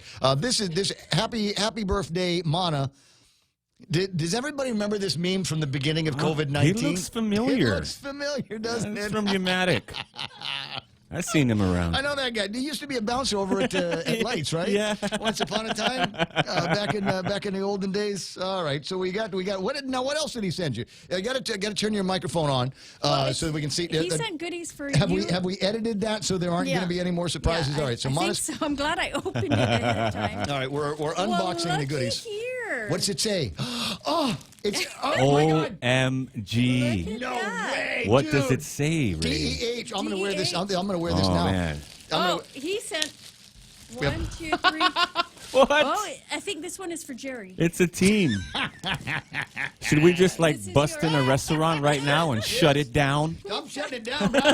I'm from DEH. You are. Raise your right hand, Ray. Repeat after me. Go ahead. I state your name. State your name. Do solemnly swear to uphold all of the missions of the Department of Environmental Got Health. this? Oh God, everybody should my get one of these. favorite. Everybody should leggings. get. Oh, and more Nutter Butter. Jay Rojas, Birthday this. you are the Oh, best there has ever been. For those of you, and now everybody's going to want one of these. Department of Environmental Health. This is what the DEH stands for. This I ought to be able to get into strip joints with this, right? Yeah, anywhere. Anywhere. That's your pass to get in anywhere. Just like this and a vest. And he sent you mac and cheese. Oh my This is for you. Oh, this is just the best. Thank you, Jay like the Rojas. best Friday Happy ever. birthday. I don't even know where I wanted to go with the rest of the show here now because I just want to sit here and I want to be in gloat position number one. I've got my own DEH hat. This is sweet. This, Well, we got team I'm serious. hats I'm here. wearing this. I'm going to wear this everywhere. I'm going to see if I can wear this to places and make some. You think that I can get free drinks? Yeah. Right? I'm You just, could you know, get- all right, yeah. so it's Friday. We got a couple of things. Friday Beach Bar is open tonight. Friday, Saturday, Sundays. So they're going to be open tonight. awesome. And so I'm thinking about going into this. I wear this. I sit wherever I want. Right? I don't have to go, oh, we're going to put you with the other old people, okay? All right?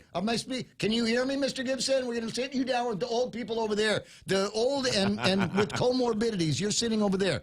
All right, see, you go in with a DEH hat. You can sit wherever you want to. That's what I'm thinking. That's my plan. And then Cass has got her thing over at Slippery Fish tonight. Yeah, so she's going to be debuting her new outdoor thing because, yeah, I love that woman's hustle. Yeah, me too. She just and so anyway, that's my camera. I'm going to think about what else can I. What are some of the other things I can get away with while I'm wearing a DEH hat? Lap dances? Yes. Thinking. Okay. Oh God. Poo-poos. You could get some poo-poos. Looks good on you. Thank you. I like this. It's a nice hat. There's all kinds. Now I'm thinking. Wait a second. You know, my limit is not. Should not be the beach bar. I should be thinking bigger. How can I use this? How do we use this to big shot ourselves over at Tsubaki Towers? You think there's there ought to be some Presidential guys? suite right away, sir. I need to, yes, presidential. Do you have a 19th floor here? I'd like to see what you have available in your 19th floor, ladies and gentlemen. I'm sorry, just too much fun. 7:54 in the morning, 888-8255. And you know, I like to shut stuff down. Yeah, well, I remember, when you were a journalist over at the place. Yeah, when I was doing Fast Pack, I was shutting stuff down. As it should be. As it should be. Are they still working on Festpac over there? Why are Remember people... Janella's story? Swipe left to reveal comments. Wait. Okay, left to reveal comments. So who's online now? Sharon Tobin's there. Jan Mabini is watching. Lady D and Sherry Iriarty. Janine Bloss.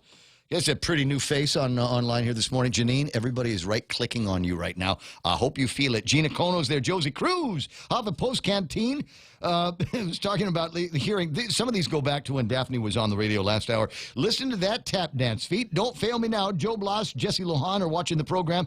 Cousin Troy, and he says, we are the best radio crew in the Marianas and also wants us to have a good time with this. He put this, this is so nice. Thanks, Chalu. He put this meme together yesterday after the bust over at GWA, and I'm confused about something. This will require a little bit of group discussion, and we'll need to maybe a breakout thing. GWA on Sunday, November 8th, their personnel notified GPD of potential drug use by an employee on duty at the Fadian facility. A GWA employee was arrested by GPD based on the information provided by GWA management. GPD has since advised GWA that the employee is under investigation and therefore any questions should be directed to them. But my question goes back to GWA.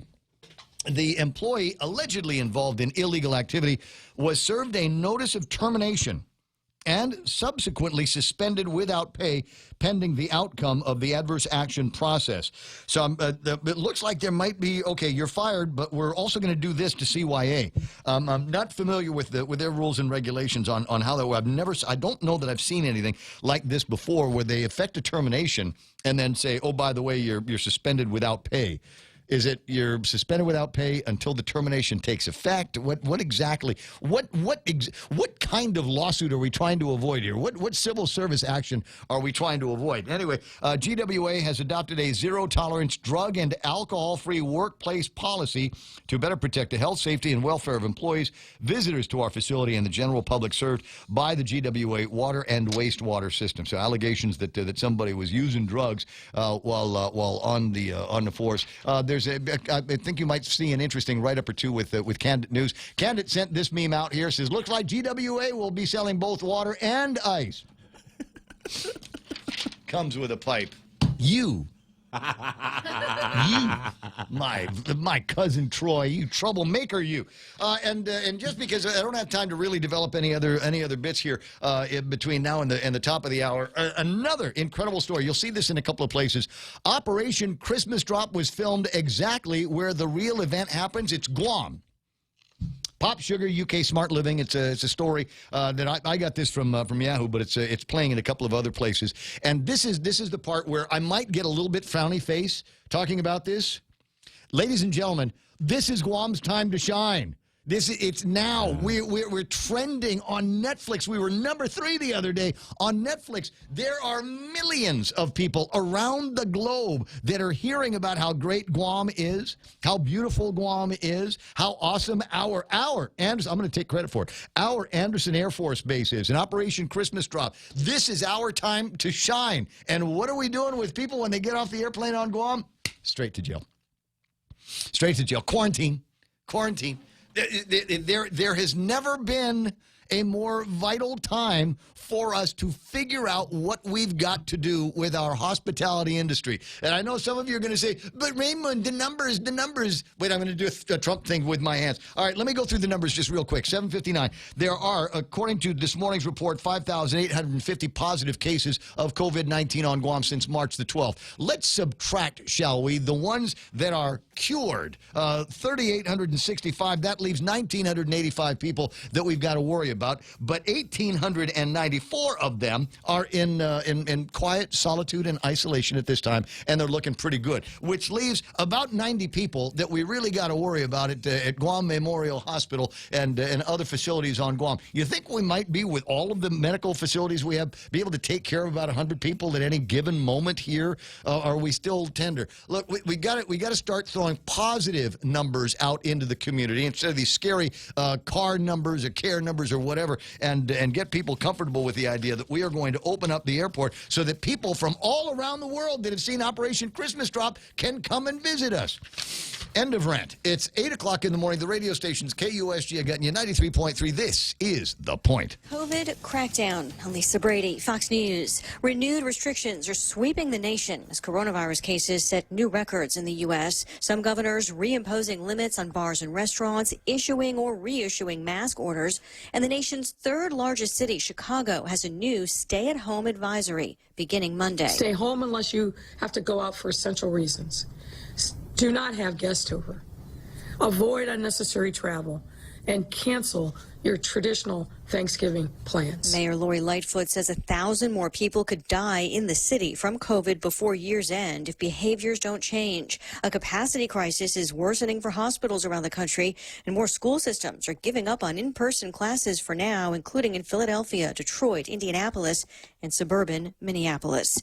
A new deal between the government and pharmacies to distribute coronavirus vaccines. With a goal to make getting COVID-19 vaccines as easy as a flu shot, the Health and Human Services Department announced an agreement with major chain drugstores such as Rite Aid and Walgreens and grocery market pharmacies, as well as Costco, to distribute vaccines once approved. HHS Secretary Alex Azar says the vast majority of Americans live within 5 miles of a pharmacy. The agreement, he says, is a critical step toward making sure all Americans have access to a free COVID-19 vaccine. Fox's Jared Halpern. The federal government begins a new budget year the same way the old one ended in September, with a record deficit deficit. October's total, over $284 billion, is nearly double the deficit from a year ago, blamed on pandemic-driven factors, soaring spending and declining revenues. A fear of lockdowns getting the blame for a sell-off on Wall Street. The Dow dropped 317. The Pentagon now says 5 U.S. troops were killed, a 6th hospitalized after a helicopter crash in Egypt involving an international peacekeeping force. Mechanical failure suspected. America's listening to Fox News. Mezcla Chamorro Fusion Bistro in Hagåtña and Mezcla Dos Upper Tumon are now open for takeout and delivery services. For more information, call now at 479-2652 or 3 or Mezcla Dos at 646-6295. Mezcla Chamorro Fusion Bistro brings you island hospitality with the true taste of modern Chamorro cuisine at the comfort of your own home. They take your local favorite dishes and serve them with extra flair you will only find at Mezcla. Mezcla, a true taste of Guam. Family Finance has been serving the people of Guam since 1959, and they'll continue to be there for you in the years to come. Whether you're looking to get a personal loan for that summer staycation or paying off those long overdue bills, Family Finance has got you covered. Apply for a personal loan from $1,000 up to $3,900 by calling Family Finance. Hagåtña 475-4545, Upper Tumon at 647-5626, or in Dededo at 633-4473. Family Finance, serving the people of Guam since 1959. A new Justice Department report criticizes former Labor Secretary Alex Acosta for his handling of an investigation into financier Jeffrey Epstein when Acosta was a top federal prosecutor in Florida. The DOJ's Office of Professional Responsibility concluding that former U.S. Attorney Acosta exercised poor judgment by deciding to resolve the federal investigation through a non-prosecution agreement, and when he failed to make certain that the state of Florida intended to and would notify victims about the state plea hearing. Under the 2008 agreement, Epstein pleaded guilty to state charges in Florida of soliciting and procuring a minor for prostitution. That allowed him to avert a possible life sentence. In Washington, John Decker, Fox News. Epstein was later charged again, but committed suicide in prison. President Trump's campaign continues a litany of litigation over election results. More than a dozen lawsuits in Pennsylvania alone. The top Republican election official here in Philadelphia, City Commissioner Al Schmidt, tells me that the president's claims of voter fraud here are wrong. The only votes being counted by the Board of Elections at the Pennsylvania Convention Center are votes cast by eligible voters on or before Election Day. He does fear that the false allegations of voter fraud that are being spewed by the president could, in his view, undermine Americans' faith in our republic and the democratic process. But he wants to assure all voters that when the vote here in Pennsylvania is certified in 11 days, it will be credible and correct. Fox's Eric Shawn, the president, has tweeted criticism of Schmidt. One holiday tradition that won't be stopped by the pandemic, the Rockefeller Center Christmas tree in New York City. A 75-foot Norway spruce donated this year from upstate New York, cut down today, heading for Manhattan. I'm Lisa Brady, Fox News. Chili's has a dinner deal you can't miss. Enjoy a tasty appetizer, 2 bottomless Coca-Cola beverages, and 2 mouth-watering entrees, all for just $35. Treat yourself to entree options like our fall-off-the-bone baby back ribs, personal fajita with chicken, or the ultimate bacon burger. Chili's, 2 for $35. Available daily from 3 p.m. to closing for patio dining or takeout. Chili's is located on the 2nd floor of the Tumon Sands Plaza. Call 648-7377 to place your takeout orders today. With Chili's, you can still savor the moment at home. The 2020 Census of Guam extends its warmest appreciation and thank you to the people of Guam. Your participation helped ensure our island will receive the federal funding it needs for the next 10 years. Together, we made a difference. 도모 아리가또 고자이마시타. 협조해 주셔서 대단히 감사합니다. 谢谢. Gilsojapur. Malmasal. Maraming salamat po. Thank you. And undang kuluna si Jules Maasi. Oh KFC, oh KFC, original and crispy. KFC's Colonel Sanders here. KFC wants to make your busy holiday season a little easier with KFC's complete holiday feast. That's 12 pieces of KFC's original chicken, 3 large homestyle sides, 4 biscuits, and a free chocolate chip cake. Or try the 6-piece meal with our new sweet potato fries. Happy holidays from KFC Guam. It's finger licking good.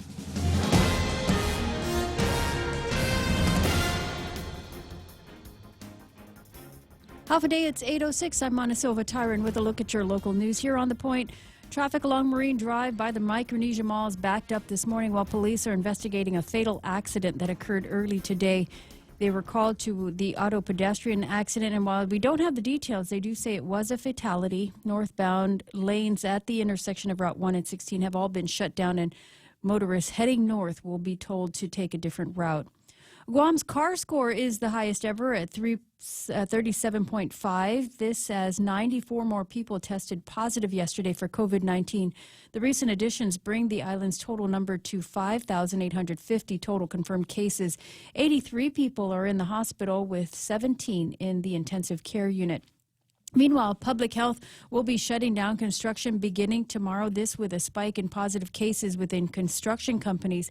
Black Construction this week confirmed that they had over 300 workers test positive, most of the workers housed in a barracks. Yesterday, Cortec confirmed 31 of its employees had also tested positive. The moratorium on construction will include all projects on and off base. However, there are some exemptions to allow for essential work such as plumbing, electrical work, HVAC technicians, and landscapers. The construction projects are to be halted beginning tomorrow, but it isn't said when they will be allowed to resume.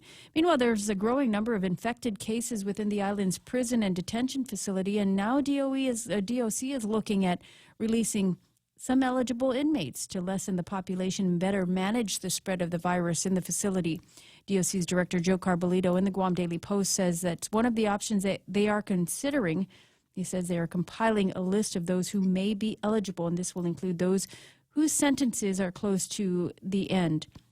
The Post also reports there have been 40 employees who have tested positive and another 39 employees still in quarantine after contact tracing. They do say that 91 inmates in Manilao have tested positive, with two additional at the Department of Corrections detention facility in Agana, as well as 2 other officers. We'll have more news right after this. 5, 4, 3, 2, 1, launch! That's just what we did with our new state-of-the-art mobile banking app as we celebrate 66 years of serving our island communities. It's loaded with a ton of new user-friendly features, including remote deposit capture. It's another way of saying you don't have to come to the bank to go to the bank. And if you want to come to the bank, we're happy to see your smiling face as long as you're wearing a mask. And we don't have long lines. Bank Pacific Rosebud branches, we place roots, and we're rooting for you. Member FDIC. Another DOE employee is tested positive, this one from Marshall Sablan Elementary. DOE is working with Public Health to conduct their contact tracing, and close contacts will be contacted directly by Public Health.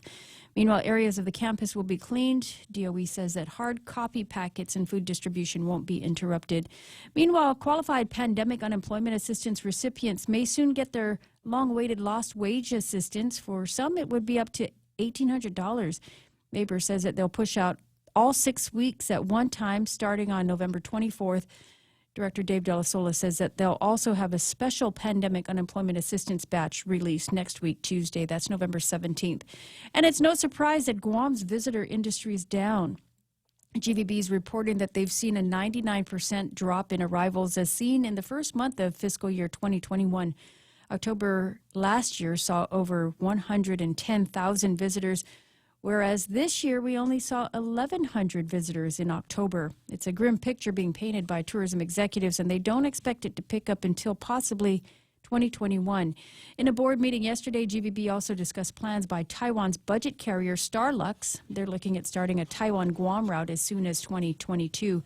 Meanwhile, Japan Airlines says that its flights between Guam and Narita will remain suspended at least until January 31st. They'll run some flights this month and next December and January for those who need to return to Japan.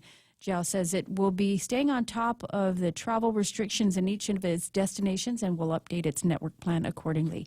And those are your top stories here on The Point.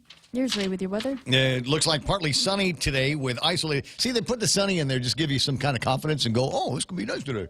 Partly sunny is like mostly cloudy, if you ask me. We can expect some thunderstorms in the forecast as well. Easterly winds up to about 15 miles an hour and highs around 88 degrees through Saturday night. Same deal, mostly cloudy, isolated showers and thunderstorms.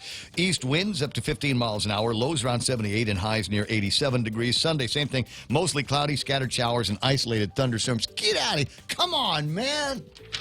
What is going on here with the weather? We need clear skies. I need no clouds. We need blue up in the skies for the limited engagement that we may have with the sun as it comes out this weekend. Sunset tonight is going to be at 5:50. That's 550. Hashtag tell the others. You know where to be. You know what you need to bring. But I would add one more item to that.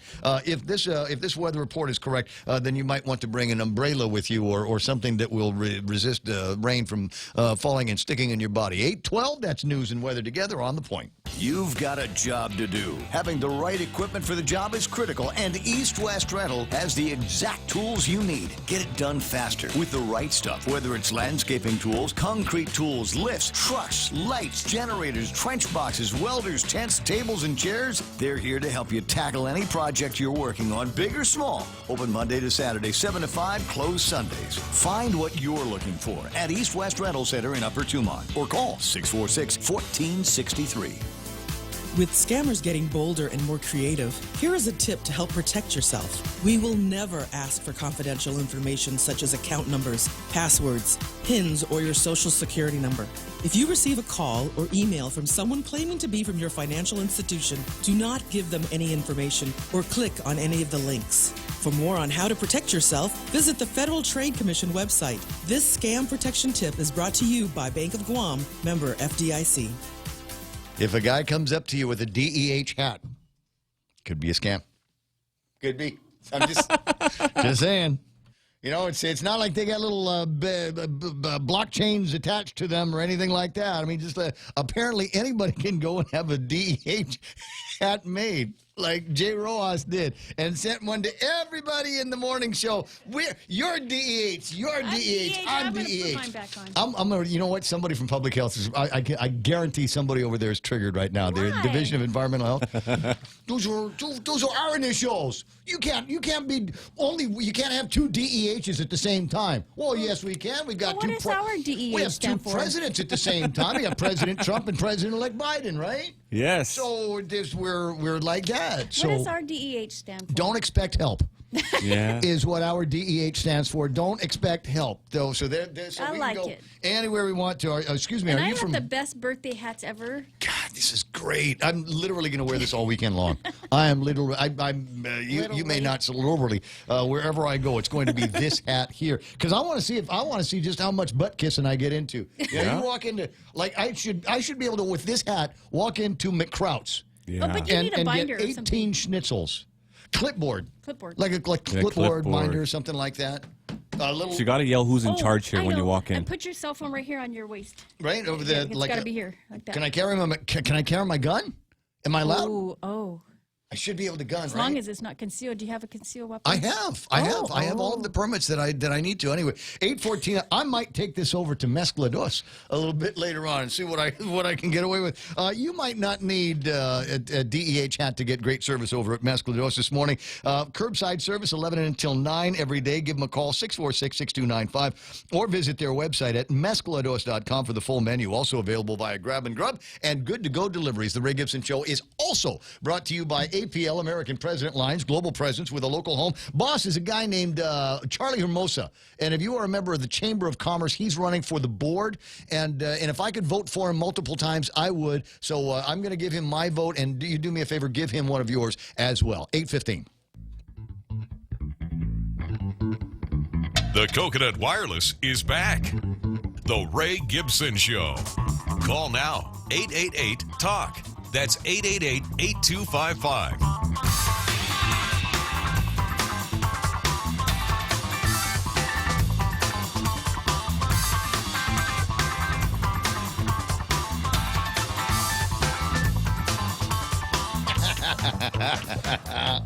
No, that's a great idea. That's a great idea. What I do is I'll follow in behind the guys from DEH.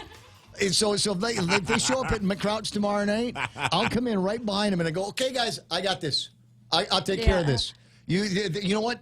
I heard there's a poker game down the street. There's a bunch of GovGuam employees having a poker game. I don't know, there's a funeral or something like that. You guys need to go bust that. I'll take care of McCrouch. Go, scat, go, like the wind.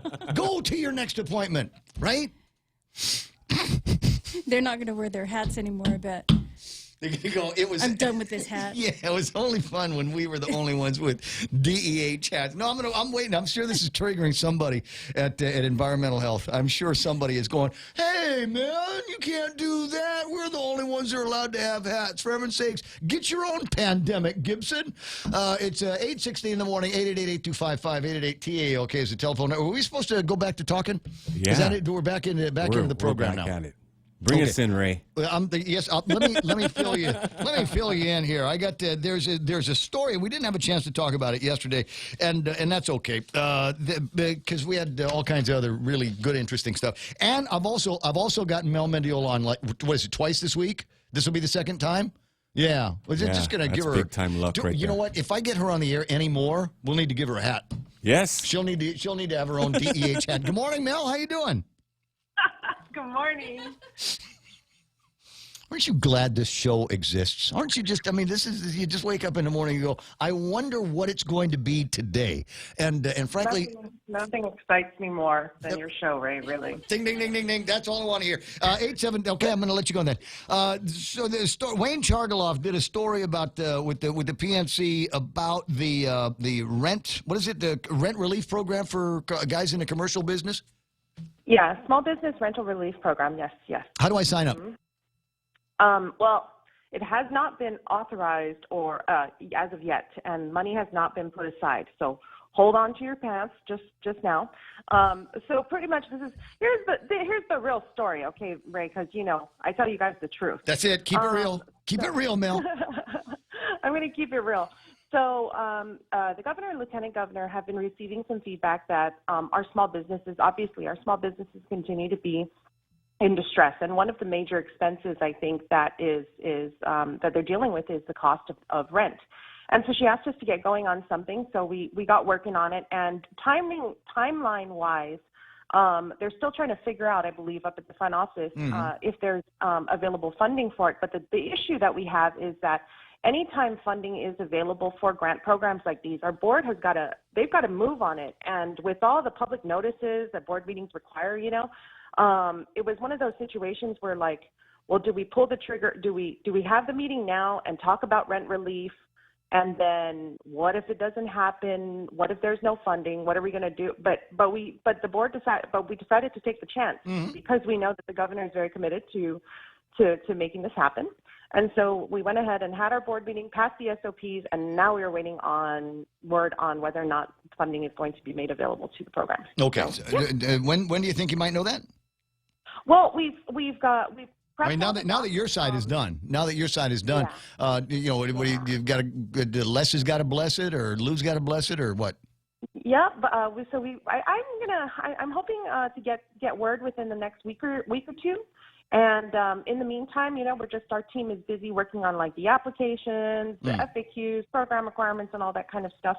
And so the way it would work is it would be similar to our small business pandemic grant insofar as the governor would hand down an executive order, and then we'd pull the trigger on it. So we want to be ready in the event she's able to pull the trigger any time in the next several weeks. So I want to be ready as well. I mean, I'll check with my accounting guys, but I don't own this building, so I'm sure we're paying rent to somebody. And now, could I use this? I'm trying to figure out how I want to phrase the question.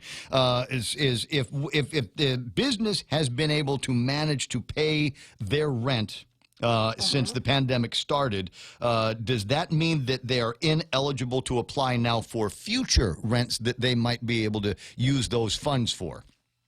Not at all. It's meant for, we saw that rent relief was what was necessary, but at the same time, we realized that how people manage their own their balance sheets or how they manage their expenses is their own thing. So there could be a situation where somebody is paying just fine and up to date on their rent because that's a basic expense, but maybe they're pushing their vendors back or something like that. And so no. In our SOPs, what we're looking for is a demonstration of difficulty paying rent as evidenced through.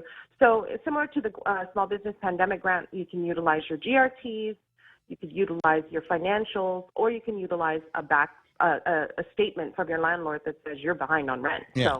So there's multiple ways to qualify for. So really, what we're looking for is interruption and difficulty. We're not looking for, which shouldn't be hard to demonstrate. We're not looking for only that select group of people that was lucky enough, if money comes down, lucky enough to opt out of paying rent, right? So we didn't want to do that. So. I got you, but if you can demonstrate that, yeah, there's significant management of funds going on at any given time, or a note from the landlord. This is not going to be like Hire Guam, where I'm going to need to have a note from my landlord on a computer website. Then I need to come in on the other side with my numbers, and then they mesh in the back room somewhere. No. What we do have is we will be cutting the check to you and your landlord, so you could use it for rental in advance. Mm-hmm. Okay. All right. So that was important. What do I need to do to get ready? I mean, while you guys are putting your FAQs together, what's the basic paperwork I should have in a folder moving forward? Sure. At minimum, you're going to need your lease agreement. At minimum, you're going to need your lease agreement. You're going to need your business license. So make sure those two things are ready to go. And then be talking to your landlord if it's something that if it's something that you're planning, and getting them ready to say, okay, if I have this, if I apply for this, and there's a sign. I believe we have a sign off. It's a self-certification saying, I will be using this money according to the federal guidelines, et cetera, et cetera. I believe that it's signed off by the landlord and the tenant. I'm thinking. I haven't taken a look at the form just yet. So how much money is available here? Is this, if I'm assuming first come first serve, we're not going to be able to cover everybody's rent at $20,000 a head for everybody, are we? That's correct. We're looking at first come, first serve. We budgeted $5 million towards this program. Again, subject to the governor's okay and the availability of funds and all of that. We started off with there's three groups that will be kind of given priority preference or priority, and it's going to be food and beverage establishments, so your bars and your restaurants. Your personal services, so these are your salons, and things like that, and your retail storefronts, so like your small business. So we were really kind of going for a Main Street type of approach with this particular program. Yeah. So the businesses that are facing customers, so the businesses that won't be able to apply or won't be eligible off the bat are going to be professional services, so your lawyers' offices, your CPAs, things like that. A lot of the work can be done potentially remotely. So we were saying, what kind of businesses? We were looking at our small. We were looking Tattoo at Shauna. our small businesses. I always think about Shauna Fujikawa Stickles, Tattoo Shauna. She's like Tattoo Shauna, I call her. She's my in my head. We start thinking about small businesses, micro businesses. She's right there. She's at Hope for Pain Tattoo, and she's one of these people that were deeply affected in the lockdown. She couldn't do any business. Now that they finally opened it up because of the minimum number of people that you can have in a building, it's not like you can shoot tattoos 24 hours a day, 7 days a week. So she's one of these people that are impacted. So if you maxed out at $20,000 per business, that'll keep you going for about 250 businesses here on Guam. But arguably, not all of them are going to be eligible for the full $20,000. That's correct. It's 2 months worth of rent. So if your rent is $5,000 a month, you'll receive $10,000. If your rent is $2,000, it'll be $4,000. And if your rent is $50,000 a month, you're only going to get $20,000.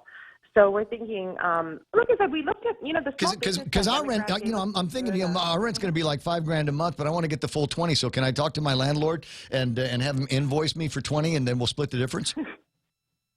You can, and then the FBI will be here cracking down on you, Ray. Hey, I'm DEH. I'm bigger than FBI. I'm not scared of those guys. Oh my God.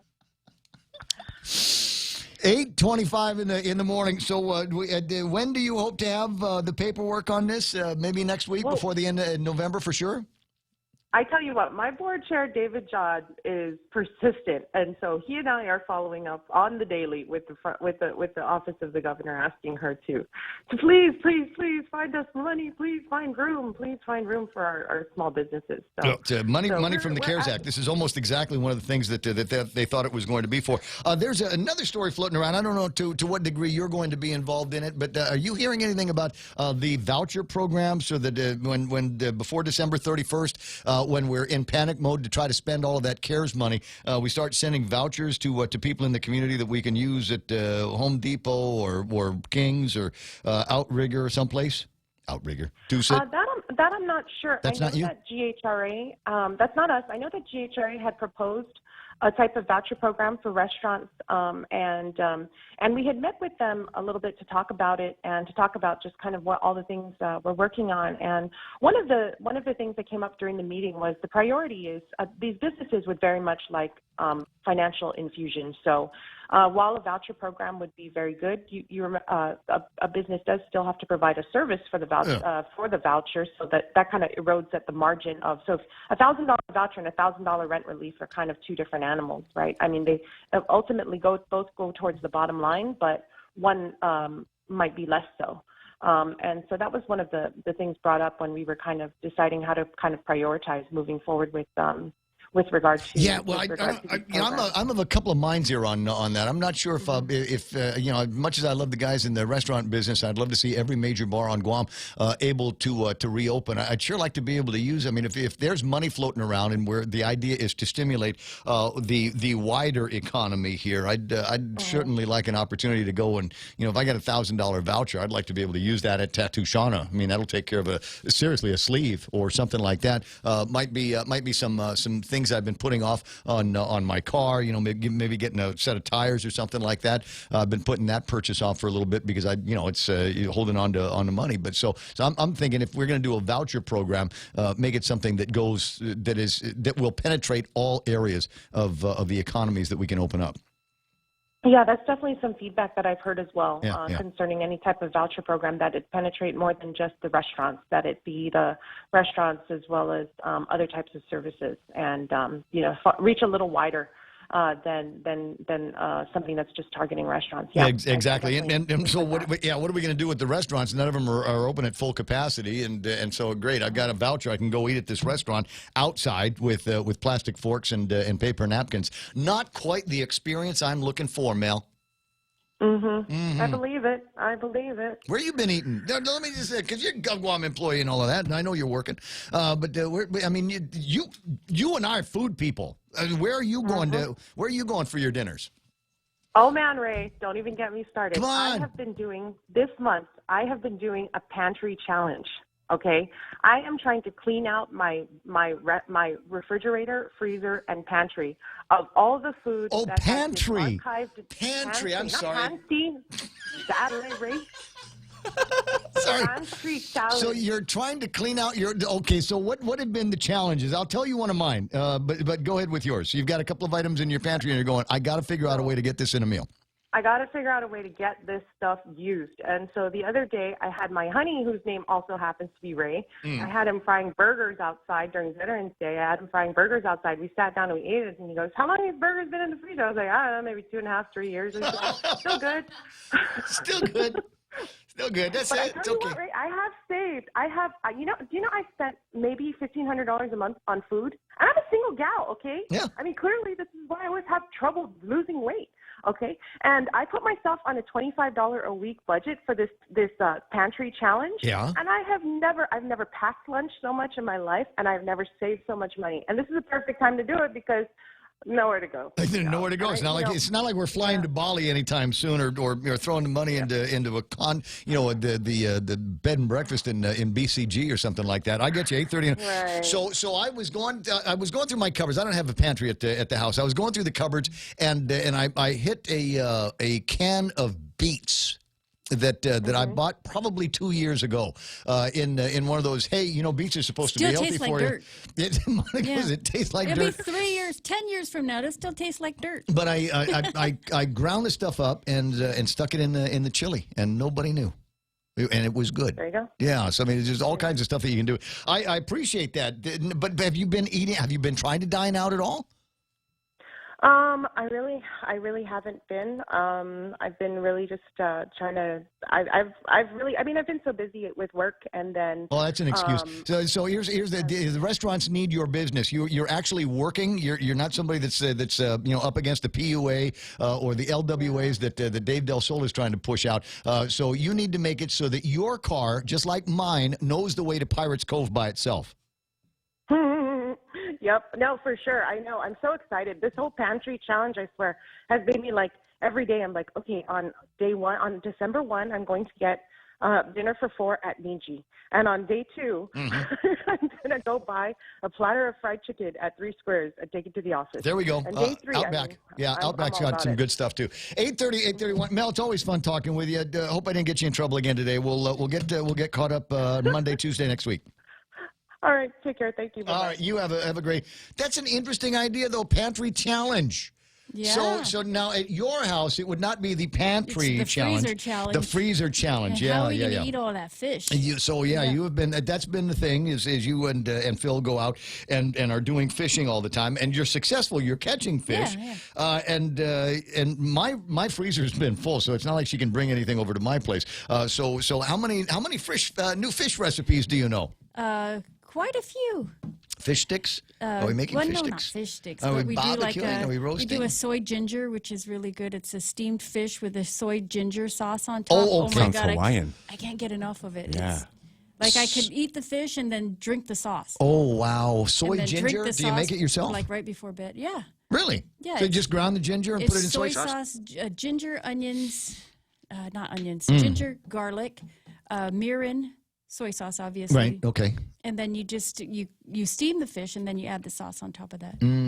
Oh my gosh, it's so amazing. So now steaming is just one form of cooking the fish. Are there other? I mean, could you fry it and do the same well, sauce you on know it? the usual deep fry. Yeah. You could put a sweet and sour sauce on your deep fry if you like stuff on it. Mm. I like just Can plain. you put it on a skewer and stick it in a barbecue, like a little Japanese little teppan thing? Not a teppan, but I don't think so. It would, Joe, wouldn't work on that that. fall apart? Okay. well, you just cut them thick, I guess. I don't know. I I mean, like the ones wrapped in foil. Like a shish kebab, a fish shish Oh kebab? yeah. No. A That fish says okay. kebab. So that's my thing. Sorry, if you're listening, going, where the hell is it going to go with this? No, this is not going anywhere. It's just a conversation now. Is so you go? Payless has got some. They've got good parrotfish there. I've been that's where I've been getting my parrotfish because it's already clean. So you're not paying for stuff that you're going to throw out anyway. They do the scaling and all of that. So it's ready to go literally. So you take that and you stick. I cut a bunch of holes on the inside and squeeze in whole garlic cloves into that, and then you slather the whole thing with real good mayonnaise and some whatever your favorite seasoning salt is. You know, for fish I like Old Bay, so I'll make just a thick paste of Old Bay and mayonnaise, slather the whole thing in there, wrap it So up in. good. Wrap it up in a tin foil, and you can put it on the grill if you want to, or you can stick it in the oven if you want to.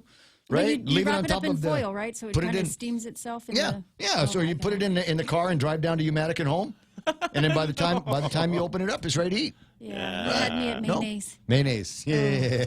You take the same mayonnaise now because you're going to have leftover. And I got this recipe from a neighbor once upon a time. She didn't know what to fix for a kind of a neighborhood get together. She comes out and she's got a beer, the lower half of a beer case, and inside of it is a whole bunch of corn on the cobs that were cut in about quarter sections. You know what I mean?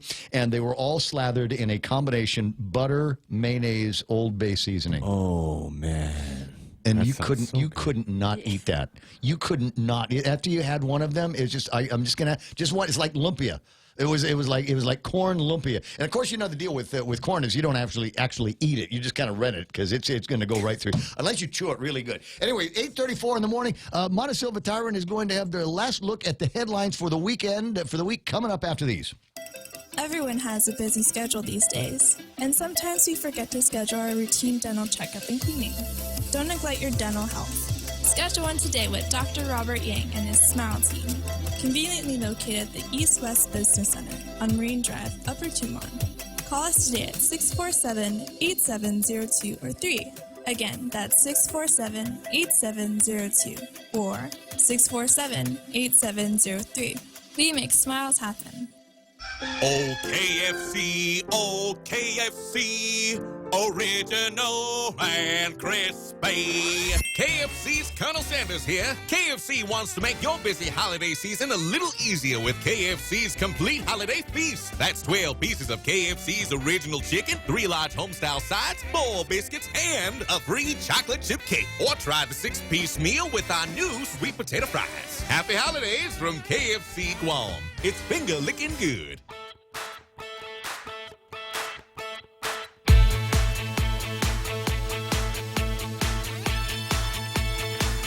I swore I heard her say Panthy Challenge. Maybe I do need to have my hearing checked. I don't know. Huh? What'd you say? Anyway, it's 8:36, and if you don't know what I'm talking about there, this video on demand, go to Facebook Live after 10 o'clock this morning. You'll be able to watch every thrilling minute of the Ray Gibson Show, including the unboxing of a box of goodies that came from Jay Rojas in Hawaii in honor of Mana Silva's birthday, which is not today. Every day is our birthday here. You know, you get to come and do this job, but next week is going to be Mana's birthday, and we'll have ample warning for you to celebrate, so that many of Starting now. Yeah, so many of her favorite businesses and friends can come by the radio station and drop off free merchandise. And that's where we got these hats. Jay Rojas has heard me coveting, apparently. Thought maybe I was in coveting mode. The guys over at the Department of Public Harassment and Secret Service, there's a group called the Department of Environmental Health, and they have their own hats. That's Tom Nadeau, right? I assume. I'm pretty sure it's Tom. I don't bug Tom, so it's not like I'm going to call him and give him a hard time and go, Dally. What with the hats? What with the hats? Really? Do we got to get hats for these guys? Are you the FBI, the CIA, the NSA? What is it? DEH? What is? So Jay Rojas heard me talking about that and got all of us in the morning show. He got all of us DEH hats. You got to put the camera on Joe too. Joe, even Joe has a DEH hat in his version of the studio over there. Hold on a second. I feel like we're a real NCIS team. Right there, you go. So even so, we ought to be able to wherever business license, a restaurant or whatever, and just kind of walk in and take over. Excuse me, we're from the Department of Environmental Health. I'd like to check the temperature of your beer at this time. Could you give me, I'd like 3 Blue Moons. Let me check if it's poison. I'd also, give me 3 Big Waves. Do you have any Honey Kolsch here? Because we're from the Department of Environmental Health. And if people drink beer that's not cold enough, they'll get sick. And that's why we're here. We're doing it for your safety. Please cooperate. Cooperate, citizen. Anyway, 8:38 in the morning. Did you already do the news? Not yet. Okay, here's Mana with the last look at news. Well, police still on the scene investigating a fatal car crash this morning. It was an auto pedestrian.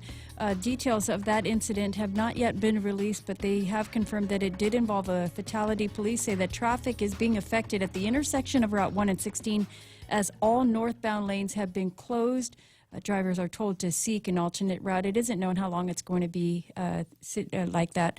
At 94 more people tested positive yesterday for COVID-19. This brings the island to 5,850 total confirmed cases.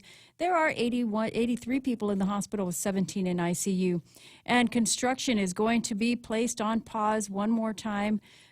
Public Health decided to put the construction project on and off base on hold after there's been a spike in coronavirus cases in construction companies. Black Construction confirming over 300 of its workers, while Cortec confirmed yesterday 31 of its employees have tested positive. It isn't known how long the construction projects will be on hold. And those are your headlines. Just 2 weeks.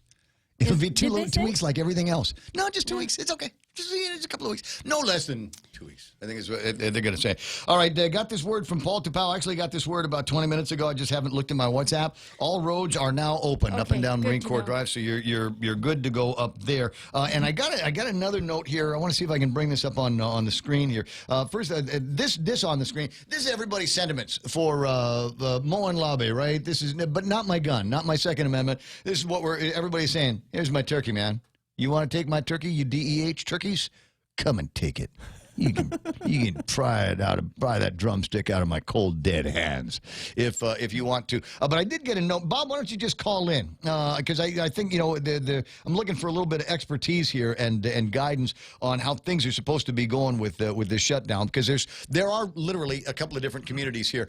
There's the military construction that is ongoing, and my understanding from something that I'd seen was unless you hear otherwise, go to work. Unless you hear otherwise, go to work. You will be contacted directly by the military command. And until you hear from them, make all your plans and all your endeavors to go and get all of that stuff done in the next couple of days. So we'll see what other guidance we can get. 20 away from 9 o'clock in the morning. It's the Ray Gibson Show. Are you done? You finished? That's done. It? I'm out of here. My weekend has begun. And the weekend has begun, so she's going to spend the rest of the day making sure that my daughter's birthday is a supreme and wonderful and memorable affair. That's what aunties are there for. Boy, I'm counting on that. Okay. Okay. Isn't that nice? Okay. It's like you don't, never mind your own children. You got to look But out she for is one mine. of mine. Pretty much. 19 away from 9 o'clock in the morning. Ray Gibson Show continues on the other side of these. Contact tracing is key to containing COVID-19. That's why we're introducing the Guam COVID Alert app. According to Oxford University, for every 100 to 200 downloads of this app, 100 infections can be prevented and 1 life can be saved. Help save a life. Go to guamcovidalert.guam.gov or download the app from the App Store or Google Play now. Add your phone to the COVID fight. Help Guam stop COVID-19. Ray will be drinking a beer with the DEH hat saying, I'm drinking this to protect you. You should be thanking me. I'm just glad that you're here to give me this criticism here. You know, my God, we're here for your safety. Get in the cattle car. In 8:42 in the morning, what was I supposed to do here, KFC? Yes, sir, and FHP. And all these little three-letter organizations. KFC, FHP, DEH. 8:40. KFC has got breakfast. We could talk about this all morning long. I don't need the script anymore to tell you all the things that I want you to try, including their iced coffee. They've got Colonel's chicken fried rice, Colonel's chicken congee, their version of Addis Caldo. Bye, Mana. And then we've also got all kinds of walking around stuff. They've got these wraps, sausage wrap, and a KFC chicken wrap that you are going to love. Look, don't take it from me. Even though in 40 years plus on the radio, have I ever sent you someplace where the food was no good? Right? And I'm not going to start doing it right now. KFC's got that breakfast. I've had the breakfast, and I really suggest that you try it. It's somewhere over the weekend. Give it a shot. 8:43 in the morning. Portions of the program also brought to you by FHP. You know, their urgent care center. And in fact, the whole operation is open, even though it's peak or fun. Swing by there if you've got an appointment. If you need to make an appointment, go for it. But and make sure that you keep it. Keep that appointment. I'll tell you why. Because the last thing that we need is for you to not go to the doctor. Right? We got COVID-19. And there's all kinds of things that people are worried about. They're clean. They do the sanitization thing all the time. FHP, open for you now. Okay, Google. Hey, Siri. Hi, Bixby. Go ahead. I'm listening. Open the Point app. Opening. Live stream, on demand, swap stations. Check out the visual radio. Get the free app available on the App Store and Google Play. Or go to thepoint.gu.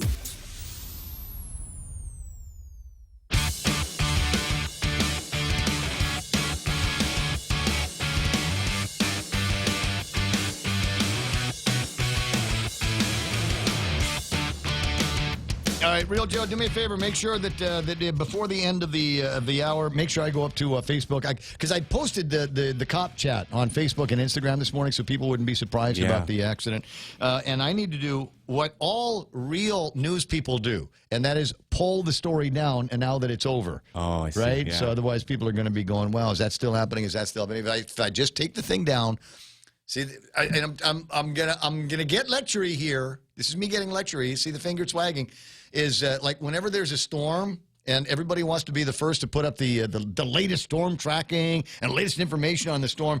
And remember that stuff's only good for a couple of hours. And if you don't take it down, people will get the impression that that's the latest and greatest because they trust you and they think you've got credibility.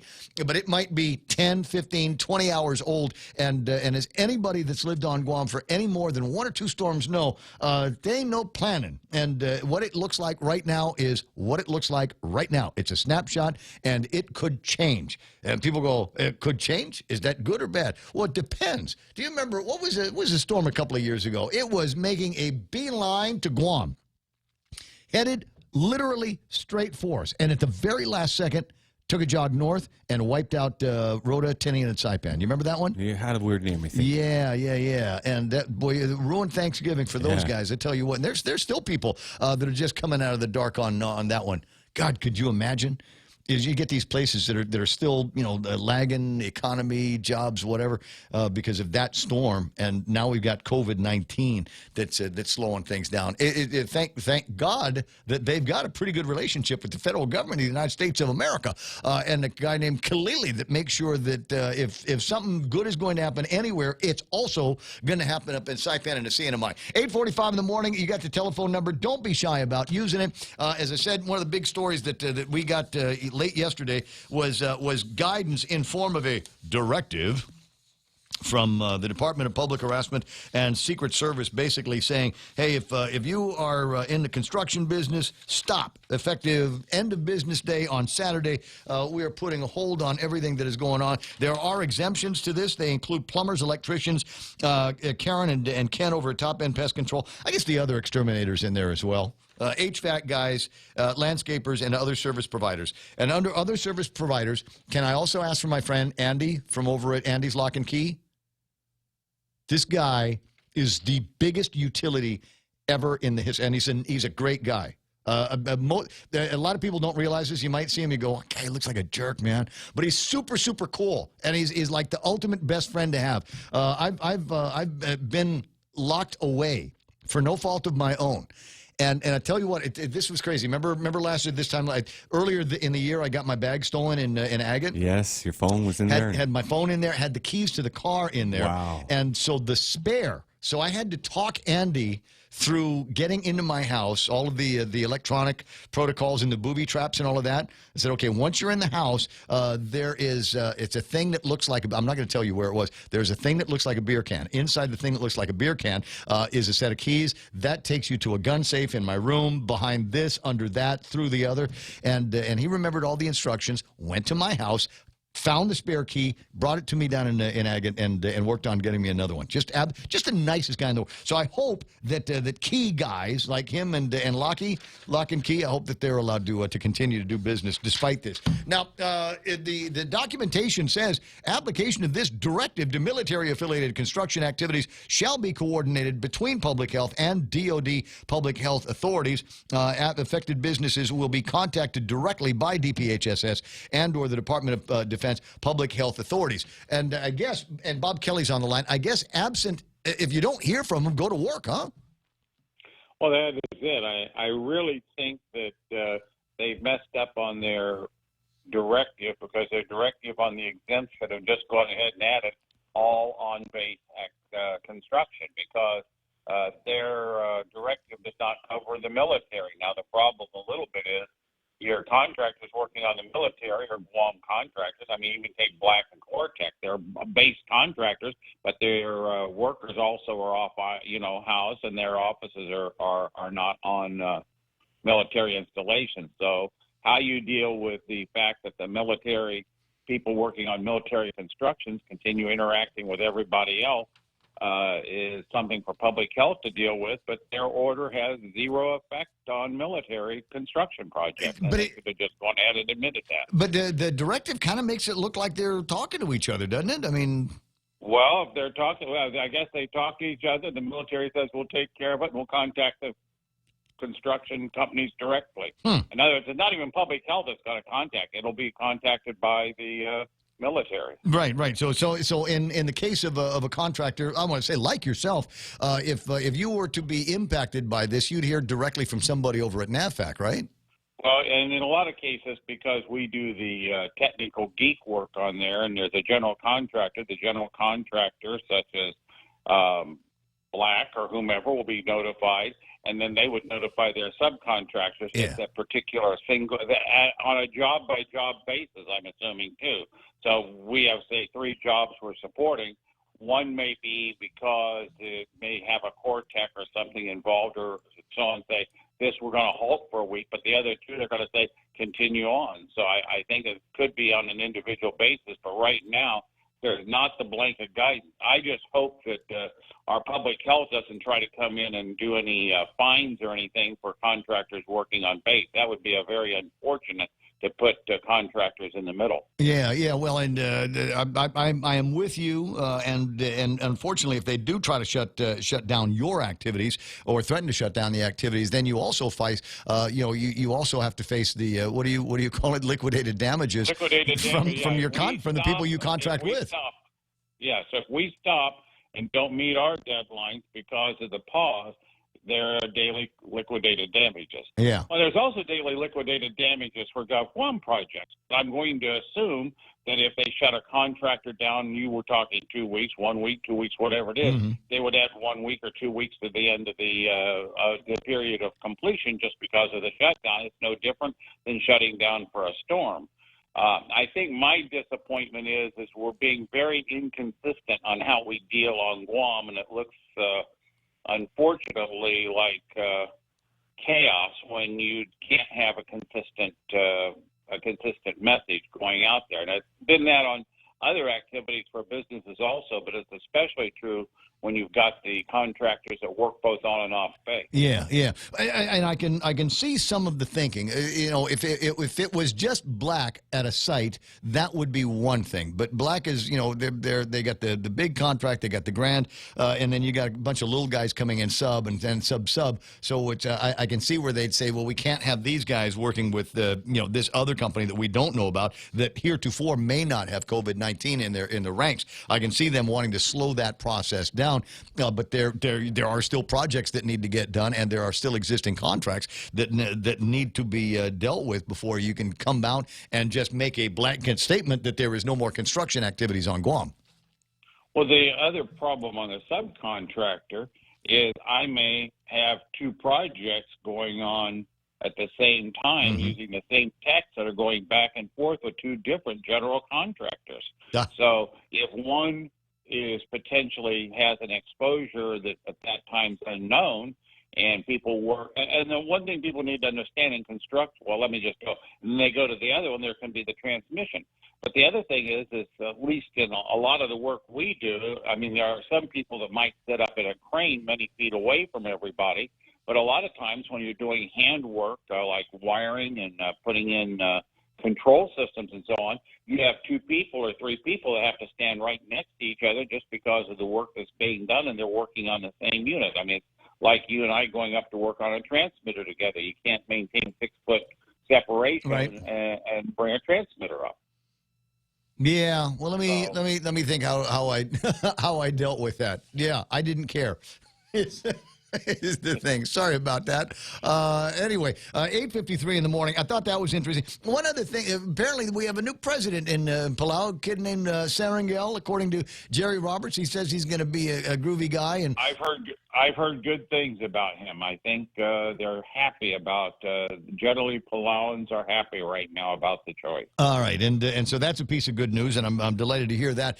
We were talking, you just having that little pocket fantasy about going. Well, maybe he's going to be the guy that will open things up down in Palau and make it so that you and I might be able to go there and have a cold beer over at I don't know, Llanos or someplace like that, and have a good time.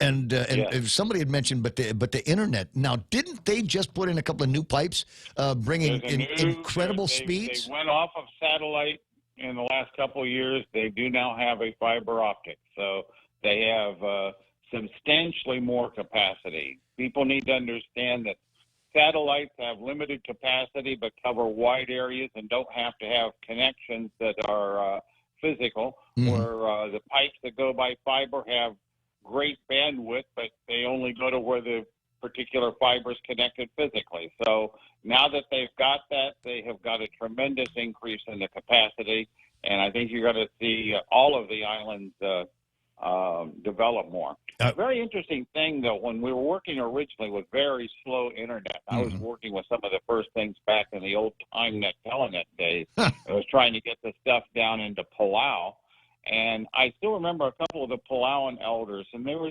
basically of the Chiefs clan, were very unhappy with that because they said that bringing in the internet is going to bring in way too much access to information, knowledge, misinformation, everything else to the young people, and it's going to cause a society upset. And as I look across the United States at the divisions today, on a much bigger scale, those chiefs were very wise. Amen to that. And no matter what, there's a conversation about doing some kind of mitigation on that. The Office of Homeland Security and Civil Defense, here's an outfit that you know a thing or two about, our community invited to participate in Critical Infrastructure Security and Resilience Month.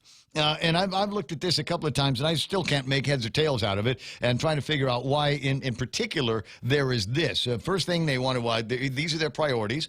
Identify and prioritize the ability of essential workers to work safely while supporting ongoing infrastructure operations across the island. All right, this sounds like something, this makes sense. Here's another one. Bring awareness to misinformation, disinformation, and conspiracy theories appearing online related to COVID-19, 5G, election security, or other critical infrastructure functions or threats. And I'm going, oh, yeah, hold on.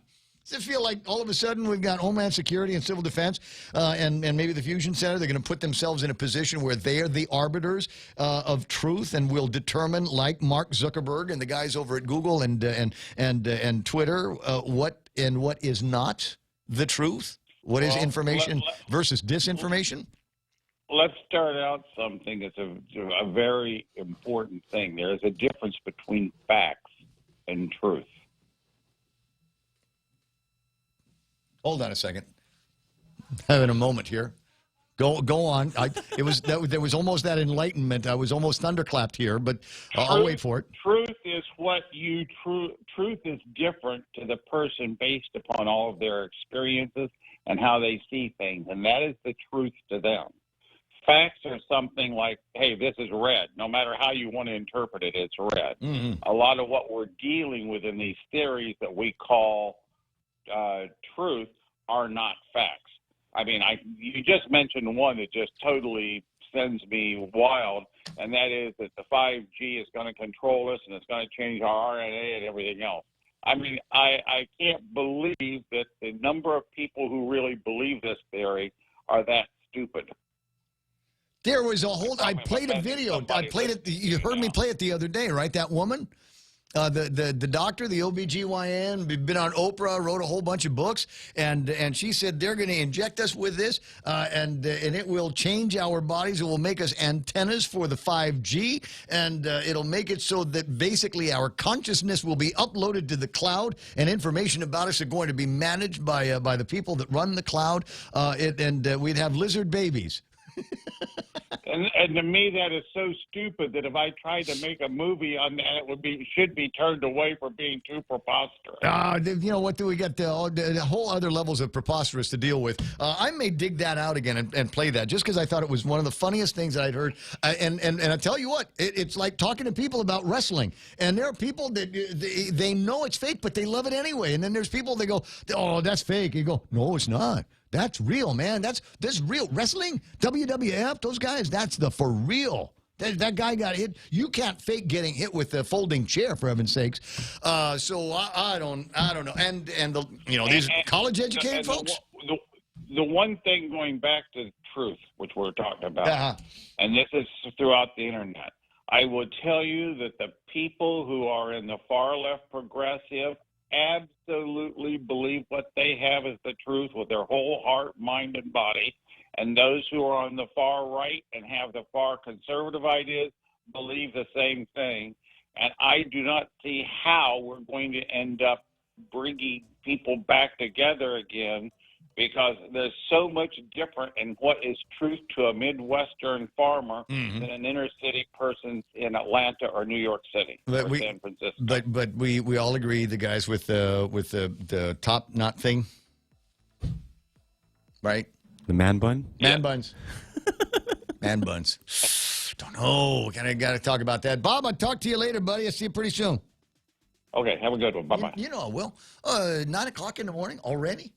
All right, I got to dig that piece of video out just because, like I said, it's one of the funniest things. I'll take a look at who's playing around on Facebook Live and what those comments are in just a little bit. In the meantime, it is 9 o'clock in the morning and about time for us to get caught up with what's going on around the nation and the world with Fox News. On the Point. Stopping the surge. I'm Lisa Lacera, Fox News. Chicago, just one of the major cities to reimpose coronavirus restrictions. Mayor Lori Lightfoot has issued a 30-day advisory that begins Monday, asking people to not travel even for Thanksgiving. If we continue on the path we're on, and you and me and others don't step up and do more, our estimates are that we could see 1,000 more Chicagoans die from this virus by the end of the year. And she says if people travel out of state, they must quarantine for 14 days or submit a negative COVID test. This as school systems in Detroit, Indianapolis, Philadelphia, and suburban Minneapolis are giving up on in-person classes. The lame duck Congress, meanwhile, appears no more likely to approve a coronavirus relief measure. House Speaker Nancy Pelosi says Democrats' position on the need for a robust COVID-related stimulus package is unchanged after the election. Even more so with the pandemic, because look at these numbers. Look at these numbers. Look at the predictions from the scientific community. Democrats and Republicans remain stalled on the size and scope of a relief bill. Senate Majority Leader Mitch McConnell says with signs the economy is improving, he prefers a more targeted approach, likely around $500 billion. House Democrats have approved legislation topping $2 trillion. Jared Halpern, Fox News. Lawyers for the Pennsylvania Secretary of State and 7 counties are asking a federal judge to dismiss a lawsuit brought by the Trump campaign, which is seeking to prevent the state from certifying election results. President-elect Biden is leading in the state as votes continue to be counted. Wall Street at the close, major indexes ended the day lower. The Dow lost 317, the NASDAQ minus 76, the S&P off 35 points. America is listening to Fox News.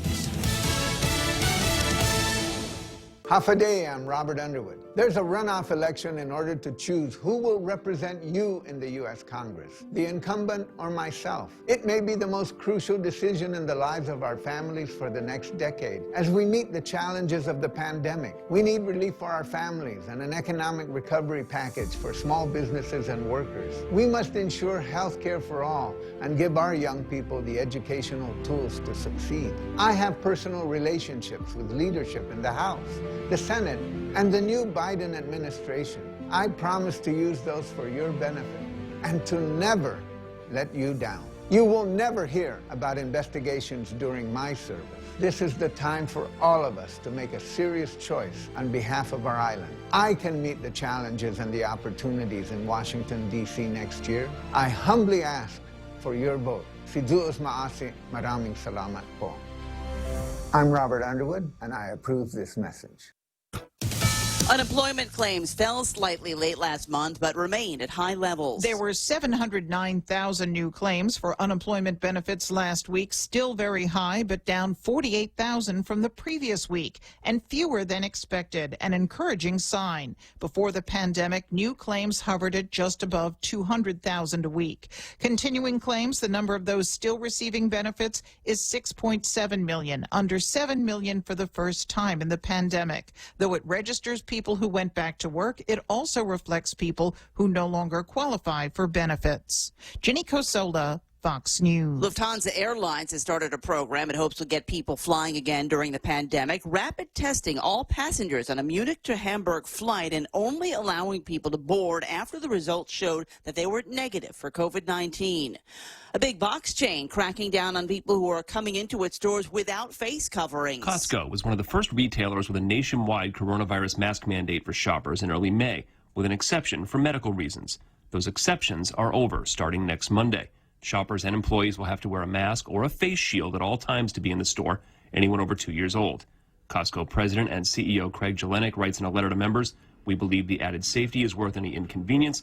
Our goal is to continue to provide a safe shopping environment for our members and guests and to provide a safe work environment for our employees."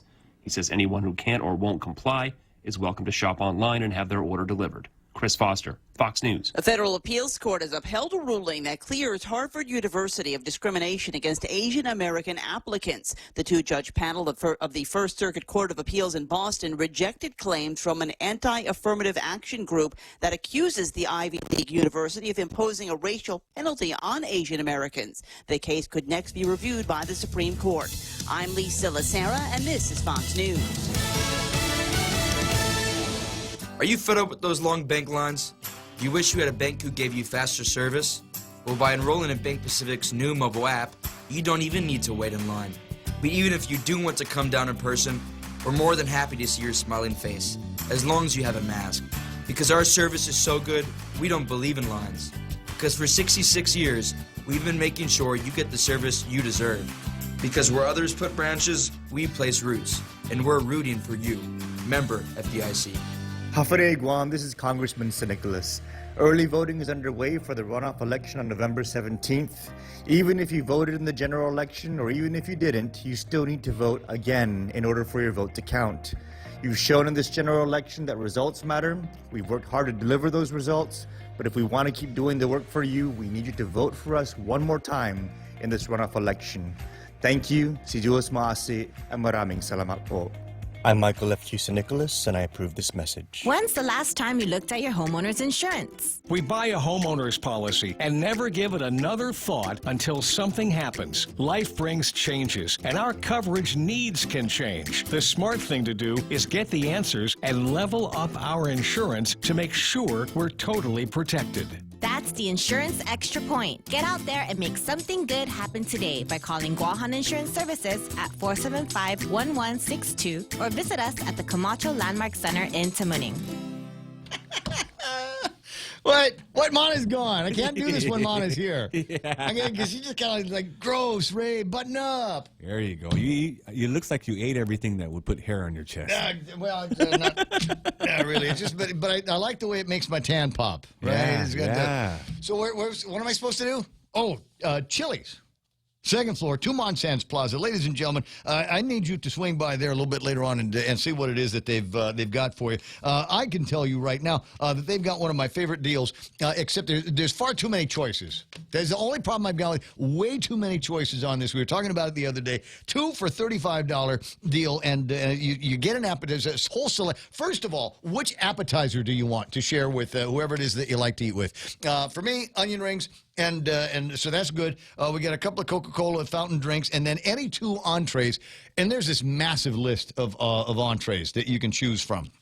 And so work through that little decision tree that you've got going, and just get ready to enjoy it. Now, they can do patio dining if you like. You want to eat on the outside. That's groovy. If you want to take it out, call 648-7377 or hit the WhatsApp at 929-7376 at Chili's. Ray Gibson Show brought to you by APL, American President Lines, a global presence with a local home.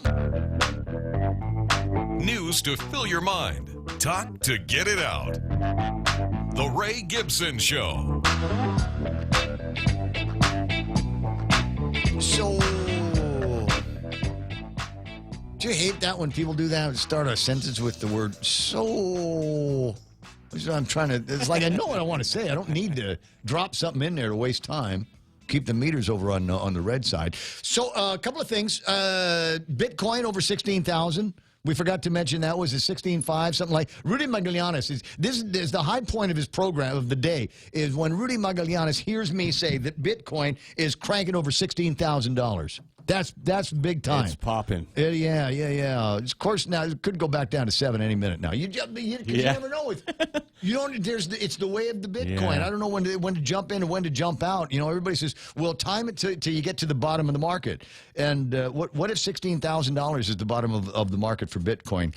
Ooh, I don't like the way that sounds. Anyway, so congratulations those of you that bought Bitcoin for when it was trading for $1 each and got into that whole blockchain thing. 909 and also getting word. Speaking of delays and people taking their time, there is voting going on, and I am told that the curbside voting, etc., in the downtown Negutnia area is now wrapped around the building over at GCIC. Ooh, sucks to be you. You know why? Because they're not open at Mosa's yet. That's see that would be there ought to be a thing. So if it was me. If I was the Ayatollah of this, if I was Maria Pangilinan, what I would do is you got the curbside voting, and when you're done, then instead of giving people a sticker, take this now to Moses and get a cold beer, buy one get one free, something like that. That's a great plan. Yeah, get a lot more people excited about the election and all of that stuff because it's just the runoff right now, right? And just 2 guys, and they're both in the Democratic Party. Like, if you're a Republican, do you even need to? Right? I mean, wow. I want to vote. I want to get all 3 stickers from the primary, the general, and the runoff. I want to get all 3 of the stickers. But you go, yeah, but I'm a Republican. Do I really care whether or not Robert or Mike gets all the way to Washington, D.C.? Does it make that, and the line's going to be long, and my air conditioner's no good. My radio's broken. I have to sing to myself. When I'm in there, I'm not going to sing. I'm not going to sing. I sang yesterday, and it broke the system. I sang this morning, and it broke the system as well. So I don't think I'm going to sing anymore. And it's too bad because there is a bit There is a bit. Somebody needs to do this. Somebody needs to go and get the karaoke version of Cruisin' and then change out all of the words for Our Lady of Cameron the feast day. And because they're not going to be doing a procession now. They're going to drive the Blessed Mother to the different churches in the archdiocese. And you're going, oh, that's cool. Then we, stop and we'll be able to take pictures and selfies with, actually, there's no selfies with the Blessed Mothers, guys. You're not supposed to do that. But the truth is, they're not even going to stop. They're just going to, it's a drive-by thing that they're going to be doing. So I don't know. 11 after 9 o'clock in the morning, so you got those thoughts running around in your head. If you're looking at the program going, that's odd. Ray very rarely ever wears a hat on the show. Well, today I'm wearing the hat on the program because I got this from my very close friend, a personal friend, Jay Rojas, who is in Hawaii celebrating Mana's birthday. And apparently in Hawaii, free-ish zone, you can go to someplace and get hats embroidered with what you want them to say. And these hats say DEH. And you're going, what's DEH? DEH is the Department of Environmental Health. Do you know how much power I now wield because I'm wearing a DEH hat? Don't forget, Governor Lulian Guerrero put together an entire executive order that gives DPHSS and specifically the Department of Environmental Health incredible, almost godlike powers. So I ought to be able to walk into I'm going to wear a mask. Nobody's going to know. Nobody's going to know it's me. I'm going to wear a mask. I got the hat on and just go in there and say, I'm here to check to see if your burgers are cooked correctly. I want to make sure. What is that? Is that cold beer back there? That better be 32 degrees Fahrenheit. Otherwise, there's going to be trouble. You better give me some of that. Let me try that. Make sure that's good. Is that waitress single? Yeah. Yeah. Okay, no, you go away. This is the one I want working on my table. Almost godlike powers the Department of Environmental Health has. And I intend to abuse that until I get caught. I'm almost positive that there's somebody at the Department of Environmental Health right now that is just bristling, going, he can't do that. They can't walk around wearing our hats. Who do they think they are? Come on, man. And the answer is, stop me. Come on. Watch one of those directives come out saying you can't wear one of those hats. You can't do that. You're impersonating an officer of... Oh, wait, it's not the law. They're not law, right? You can't do this infringing in government activities or whatever. Yeah, whatever. Okay, fine. Good. Stop me. 9:13 in the morning. Vaccine. There's a story. There are stories everywhere, guys, on the subject of the vaccines. And it wouldn't be a Friday if I didn't have a chance to talk to my very close friend, a personal friend, and medical mentor and guide, spirit guide. That would be Dr. George Makris, broadcasting from the Free Zone in the lower right-hand corner of the United States of America. Buenos Hafa, Dr. Makris. Good morning, everybody. We just had our banana typhoon pass through, so it's been an exciting 24 hours. Have they locked you down? Are you in lockdown as a result of this critical environmental emergency? No, we're not. And anyway, my neighbors were laughing because when I first got here, I was cutting covers for the windows and messing around with generators and paralleling generators. And they said, "What are you doing?" I said, "I'm getting ready for the typhoon." They cracked up because obviously it's a hurricane here. Anyway, I was ready. They weren't, so I didn't miss a trick. But yeah, anyway, but I was going to say, the thing is that the way it works in the mainland is, you might get a whole building and a whole block of buildings knocked down, but they generally get put back up in a little bit of time. It's not like around here where it's months before you got power and weeks before you have water. Yeah, but let me tell you, after living in Guam and Saipan, everywhere I live, actually when I went to Saipan, I specifically looked for typhoon resistance versus view and everything. And and when we had the I forgot what I forgot what the name of it was. When it came through, U2, when it came through, maybe it was another one, with 200-mile-an-hour winds, I was ready. I had like 3 families in with me.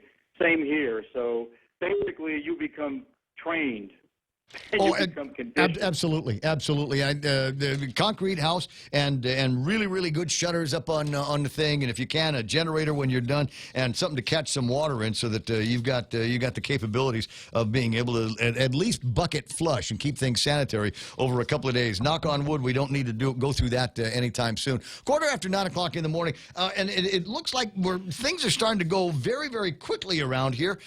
We've got Guam has now submitted a vaccine plan. I'm not sure exactly what that vaccine plan looks like. It doesn't look like we get to see it until after it's been approved. But certainly there's going to be a whole bunch of vaccine kits coming out to Guam in a little bit. And as you pointed out the other day, likely to go to frontliners and medical personnel, and then we'll hand it out to old folks, right? Yeah, correct. Now, regarding the vaccine arrival, I mean, I've been hearing all kinds of wild rumors about when it's going to show up in a week or two. You know, I can't find a legitimate reference that says that Guam and Saipan are going to get it anytime soon. But I'm going to tell you, it's going to be difficult to distribute it. And one thing people have to realize, at least the Pfizer vaccine you have to have -80 freezers. Now, let me tell you, I was the first one to bring chickenpox vaccine to Guam, and I had to buy ultra freezers, and I had to get a backup plan. FHP and I had an arrangement where they had an ultra freezer. And these are very unique scientific type freezers, and they require maintenance, backup, and monitoring. So the problem with this vaccine is that basically you have to keep it in a dry ice-like environment until it's ready to be used. And what is not clear right now is how you're going to be able to distribute it to smaller clinics, what the durability is going to be with the Pfizer vaccine, and that's going to be a big problem. And it may be there's going to be only certain points, i.e. military distribution sites, to give the vaccine. Well, the public health plan that you actually worked on years ago foresees vaccination distribution points and has plans for such a thing that would include the National Guard, I believe. And does the National Guard have access to chilling devices like this? I mean, obviously, the write-up in the PDN makes it sound like you don't need to be at 100 degrees minus all the time. It says, according to the interim playbook, ultra-cold vaccine can be kept for as long as 20 days after it arrives, stored in coolers packed with dry ice for the first 15 days, then moved into a normal refrigerator for use within 5 days. And that would be the case for the first vax push that we have here on Guam. It seems to me that we ought to be able to, somebody ought to be able to, if we're bringing in the vaccine and we know that it's got a shelf life before it spoils, we'll bring it in equipment that we can use to help roll it out, right? Yes, but there's a shortage of the freezers. But having said that, the DoD, as whether or not it's propaganda, they're ready to go. Apparently, they're ready to go with the vaccine tomorrow if they had to, which leads me to believe they have thought these things out. Now, mind you, there are at least 5 different vaccines. Now, what I can't find, aside from the Pfizer vaccine, is the storage requirements. And the CDC guideline just is vague about the specific, types which would be approved. Yeah. But one has to assume they're all going to be about the same.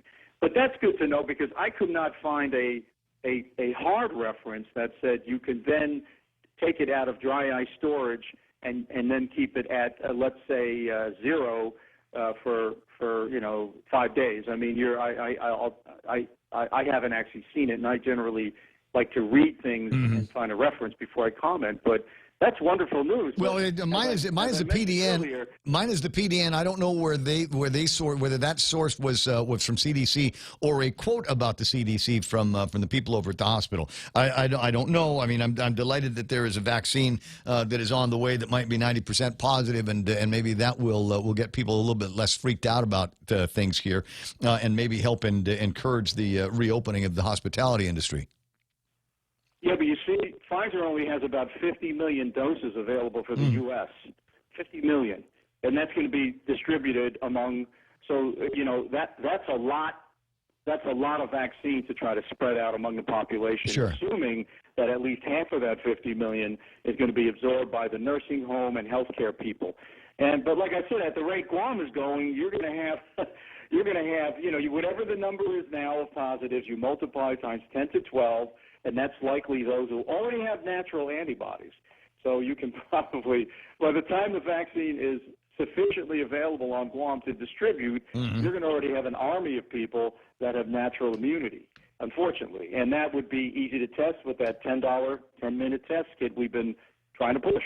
Well, apparently there are expenses that were involved. Jerry Perez is quoted in the newspaper this morning, one of the news, actually, a couple of them. The Governor's Visitors Bureau containment plan, too costly. They had proposed $10 million for a 3-month pilot program that would allow for instantaneous testing of pretty much everybody. If you're going to work, here you go, test. And if you test positive, go home, and if you're negative, go to work. But they didn't want to. They didn't want to. And now they're talking about another one. It's a little bit early for prime time. My understanding is that they're going to unveil it to the governor and her brain trust. I'm sorry. Could you hear this? Okay. Brain trust. They're going to be doing that about 10 o'clock this morning. It might include rapid testing at the airport, addressing, monitoring, and contact tracing, continuous testing 5 to 7 days after the arrival. Although knowing that if this is aimed at tourists, we don't need to test them 5 or 7 days after the arrival. They'll be back in Japan or Korea by then. Ray, I find that cost, that $10 million or the project being too expensive, ridiculous. Yeah, concur. I mean, literally, I wish I could have prepared. I mean, I can go and get these kits now, wholesale price, even if they're $10 or $20 a piece. If you want to amplify up to $10 million, what are you going to pay people $1,000 an hour to give it? You could waive locally. You can give an MA, a medical assistant, or a nurse the ability to test people, and you can do a lot of people, many people with the finger prick, almost like you do at the mall when you do glucose, sugar, people's blood sugars. So there's something is not right about that, and maybe it's at the insider discount of $100 or $200 a kit. Maybe that's what they're talking about. Wink, wink. Nothing surprises me anymore. Wink, wink. Where's that performance audit BJ said he was working on? Have they not got all the information from and I'm told I'm going to be disappointed when I see it because it will not be data rich. It will be vague, just like everything else that's been published so far. 9:22 in the morning, and I guess the big question is and I'll take it if you take it. So are you going to take it? I'm definitely going to take it. In fact, I'm kind of angry that it may come out around the time I plan on being on vacation. And, every day, including today, I'm ducking COVID cases, and sometimes they come upon you without you even knowing it. So, it's always every morning, do I have a fever or not game. But, I will take it, and because I think the consequences of getting any type of perceived problem from a vaccine is much less than an older person like myself having complications of COVID. Now, if I was younger, I would get the $10. I'm going to say $10, maybe $15, but they say it's going to go down to $3 a kit. They're making so many. Before I wasted vaccine on a younger person, the government or whoever would do it, I would do the test. Because, for example, if you're already you have a varicella antibody, a chickenpox antibody that is positive, you don't need to get an antibody vaccine. Okay. The same with COVID. But 5G, COVID-19, 5G, the vaccine, RNA is a recombinant nucleic acid, and it's going to make some genetic changes to my body, and it's going to turn me into an antenna for 5G, and I'll have lizard babies. You're hearing that, right? Hey, yeah, and the little chips will be inside of you, and they'll be telling you what to do. Yes. I don't know about that. All I know is this is a nasty infection, although it is not as bad an infection as we thought. I know we're living with it now here. We're living with it, but it can ruin your day. For example, on a personal, selfish level, I'd like to go on vacation. I'd like to have relatives come and visit me, but I get exposed. I quarantine myself, and I work in a certain part of the office. Anyway, we're seeing the light at the end of the tunnel. I really wish that they released this vaccine earlier. They apparently said they could not, although there may be a political twist to it. But when it's available, you take it or you get the test. And I just, for the life of me, cannot believe why Guam has barely 200 antibodies. I mean, why Guam is not doing these tests? Because right now you have north of 50,000 people with antibodies, and like I said, you'll have a pool of individuals who can neither infect anybody or be infected to start the engine running again. Well, and if we had a whole bunch of those little tests, we could find out on a daily basis who's got it in the office and keep everybody working and who's good to be front facing to clients and customers in every industry that we've got here on Guam. And the answer is I don't know. Some of the people that provide information and guidance have infinite patience. That's all I'm going to say. That's just wow. It's just I would have quit a long time ago. I would have quit. I told you what to do and you didn't do it. You listen to that bonehead over there, and we keep getting more people. And the hospital is full, and now the Department of Corrections is full, and now they're talking about releasing inmates. And I'm going, you got to be kidding me. That should have been addressed and planned for months ago. Listen, Guam is climbing up a tree upside down on how they're dealing with the COVID issue, and I think the military is rolling their eyes, trying to be a little bit harmonious with them, but also not in total lockstep. The point is, do we have to? Does it need to be on letterhead? Can I call the admiral? Can I just excuse me, Mr. Minoni? I don't wait until they ask you to build the. Could you just go ahead and build the thing anyway?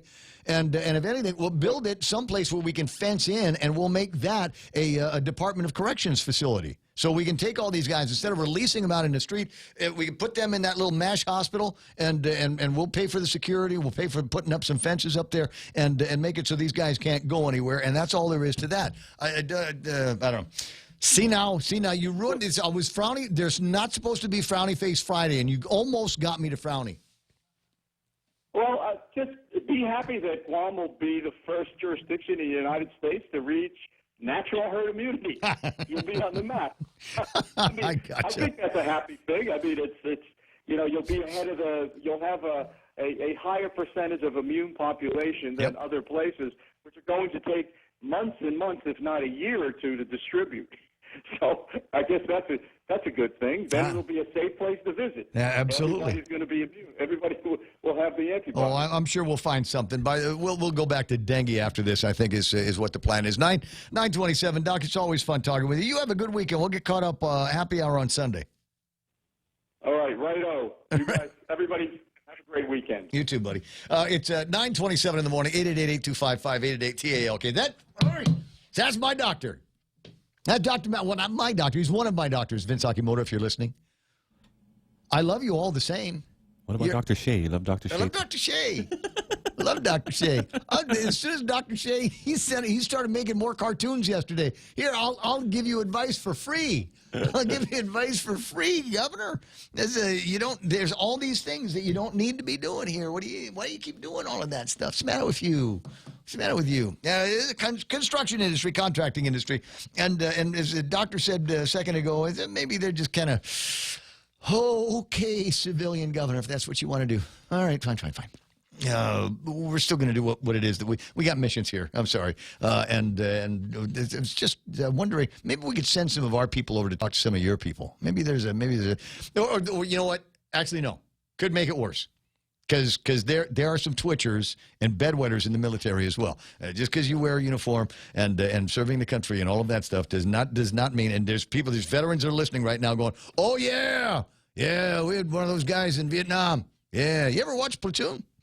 Anyway, frag 'em. 9:29 in the morning. 888-825-5888-TALK. If for no other reason. Because I thought it was one of the most interesting things that I played, if for no other reason. It brought out and very clearly separated. Sometimes I think of the people on Facebook Live as almost kind of monolithic. We are all the same. We bleed red for our country, bleed red for our island, our children, our families, all of that stuff, and it got a pretty good beat on things. I played this the other day, and it very clearly created a line of demarcation, even amongst the otherwise very unified, very cohesive point listenership. And the thing that I played was a video clip that Pam Duvall sent me. It has not been taken down, although they are saying, well, we're not sure about any of the facts that are being presented by this. It is being fact-checked by other sources.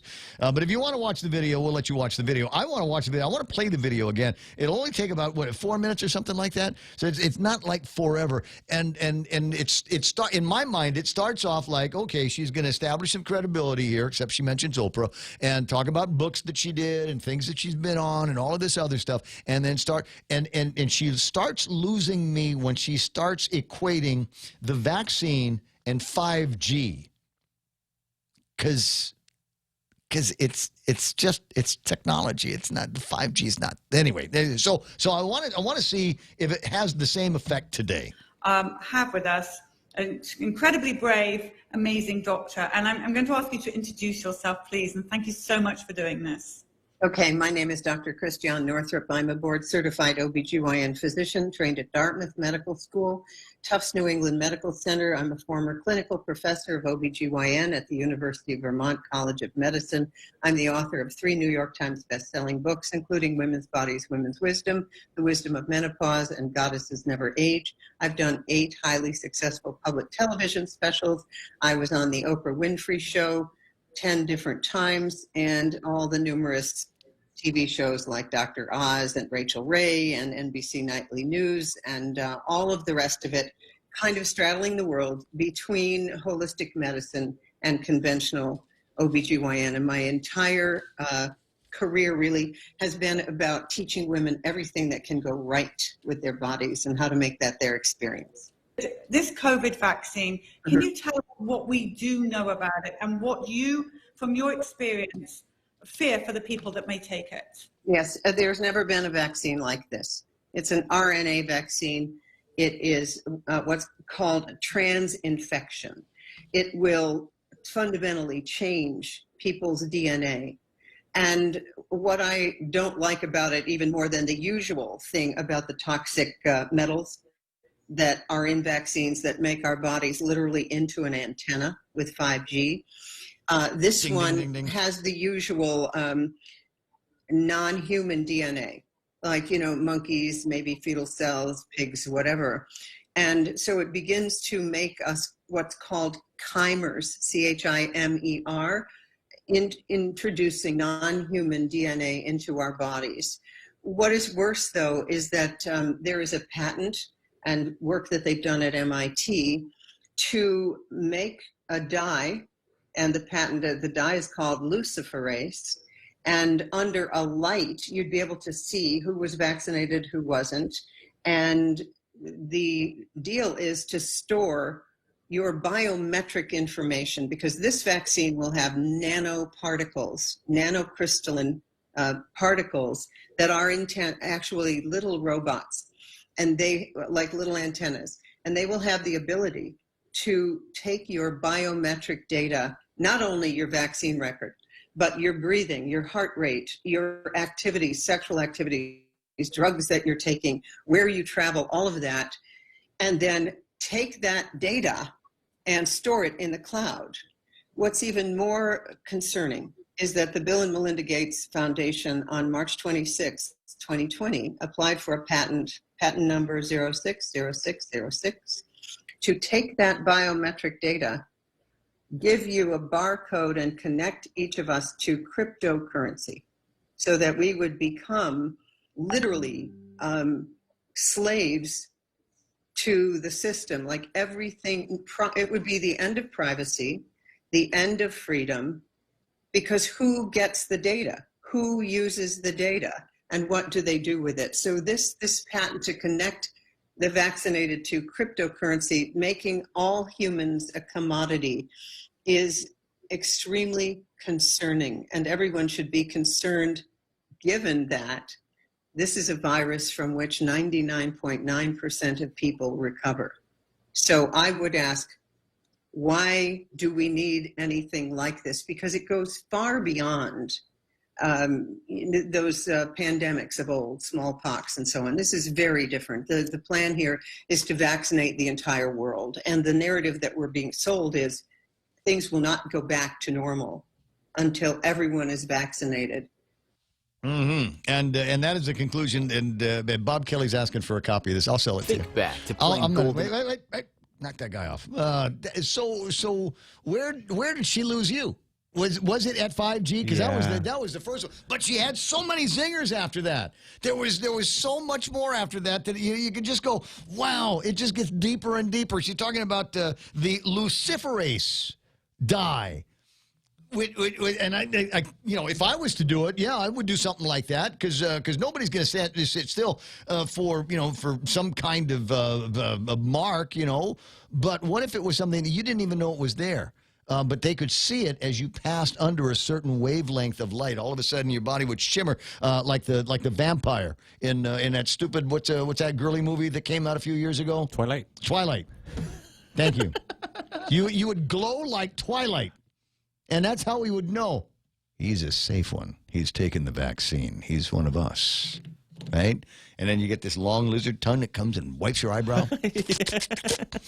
Yeah, that's what's going to happen. And now, chimers was a phrase that she used, and I did not look that up, but I asked you to look it up. And could you give me the 25-cent internet description of what a chimer is? It's an apparatus that rings a bell. What? That's what it says. No, there's got to be another answer to that. You didn't look hard enough. It's just the first thing that you got. There's got to be some of the, it's got to have some. There's got to be some kind of cyber biological thing that we're all going to turn into. It's a signal bell, as in the mechanism of a clock.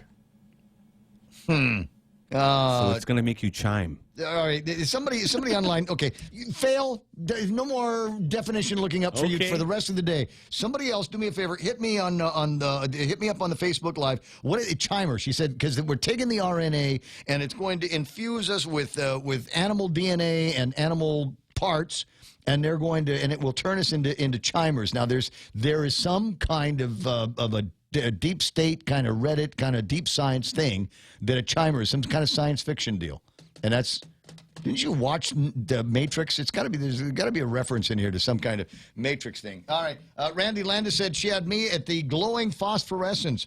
Sure. Please do not mock technology, Frank says, but be concerned if the government makes it mandatory. Listen, I'm not mocking technology. I'm just wondering how she was able to fatten all of that stuff in there. Patent number 060606 on the thing with the luciferase in it. Come on. That's tinfoil hat stuff. But there's more. In the connections to the blockchains, the little nanobots that are going to be living inside of us. They're living inside of us, and we will all individually be antennas for 5G, which, if you stop and think about it, might not be a bad thing. We're all antennas for the 5G. Does that mean that I don't need to buy a new phone in 2011, 2012? I'm sorry, what decade are we in? 2021 or 2022? It means I don't need to buy a new phone because I will be my own 5G antenna. Imagine the download speeds. You'll be the phone. I would, and I think that's one of the things that they want.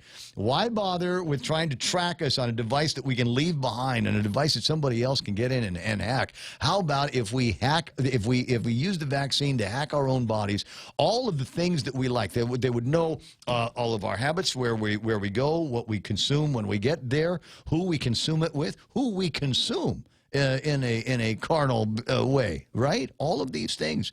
You won't need to track it through a phone or any kind of an app.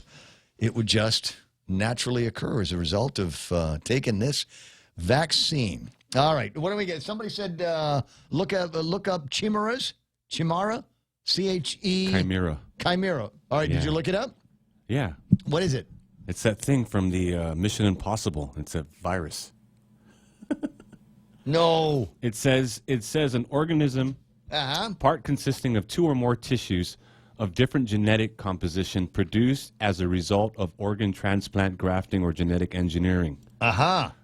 All right. And Bob Kelly writing in essentially a single organism, made up from two or more individuals. That is, contains two sets of DNA with the code to make two separate organisms. One way that chimeras can happen naturally in humans is that a fetus can absorb its twin. All right, I see where you're headed up. All right, so there is some kind of scientific basis behind that, but is that absolutely going to happen because somebody gives me a shot that's been kept at -100 for 21 days?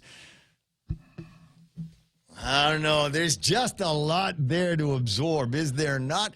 In 20 minutes, it'll be 10 o'clock, and this is going to keep you up tonight. This is totally going to keep you up tonight. And that's okay. That's all right. Well, that's the way to take us into a weekend. Tell you what, let me grab a break here. Come up with a couple of other things that will tweak your imaginations between here and the top of the hour. It's the Ray Gibson Show on 93.3 The Point. Chili's has a dinner deal you can't miss. Enjoy a tasty appetizer, 2 bottomless Coca-Cola beverages, and 2 mouth-watering entrees, all for just $35. Treat yourself to entree options like our fall-off-the-bone baby back ribs, personal fajita with chicken, or the ultimate bacon burger. Chili's, 2 for $35. Available daily from 3 p.m. to closing for patio dining or takeout. Chili's is located on the 2nd floor of the Tuman Sands Plaza. Call 648-7377 to place your takeout order today. With Chili's, you can still savor the moment at home. The 2020 Census of Guam extends its warmest appreciation and thank you to the people of Guam. Your participation helped ensure our island will receive the federal funding it needs for the next 10 years. Together, we made a difference. 도모 아리가또 고자이마시타. 협조해 주셔서 대단히 감사합니다. 谢谢. Yuso Japur. Topmal Masal. Maraming salamat po. Thank you. And undang kuluna si Jules Maasi. Win a staycation getaway with 76 Circle K. Enter to win a 2-night stay in the luxurious Tsubaki Tower with breakfast at the Casa Oceano and an hour of pure bliss at the Spa Ayala for 2. And then choose your adventure. A 3-hour ocean escapade with Shut Up and Fish, the premier ocean tour service, or take a heart-pounding water adventure and go jet skiing with Joe's Jet Ski. Just purchase $30 or more in fuel at 76 Circle K for a chance to win. Visit 76 Circle K today and win the staycation of a lifetime. Conditions apply. See store for details. I got it. I just wanted to get the video. You said I got to do a Nissan thing. Let me put this up on the screen so everybody can see what exactly is when we start talking about Nissans and the Sentras, what they look like. Because you can get one of these things in there right about now. There's always a video or something I can play, right? Do we have? There's a picture of there it is. All right. So never been a better time to get your hands on a wheel of a brand new 2020 Sentra, Safety Shields 360 standard, all trim levels, J.D. Power's most appealing compact car, named best new car by Auto Trader. Now that'll get you in the door. That'll get you in. Oh, it sounds like a nice car. Oh, look at that. I even like the color on that Sentra. Tell me more, Ray. Well, the guys over at Nissan Guam will make the first 3 payments for you. And that might be enough to get you in the door. Here, let me give you another one. How about we get you into the door, and we also hit you with some of the lowest interest rates that you will find on Guam on a new car. Right? How about that? How about we get you in the door with prices starting as low as about $84, $85 a pay period. There you go. So all you got to do is run through there. Mike Templo, Eric Cooper, and Jenilyn Galt all want to take you on a test drive on the Sentra, or check out the Altima or the Versa today at Nissan.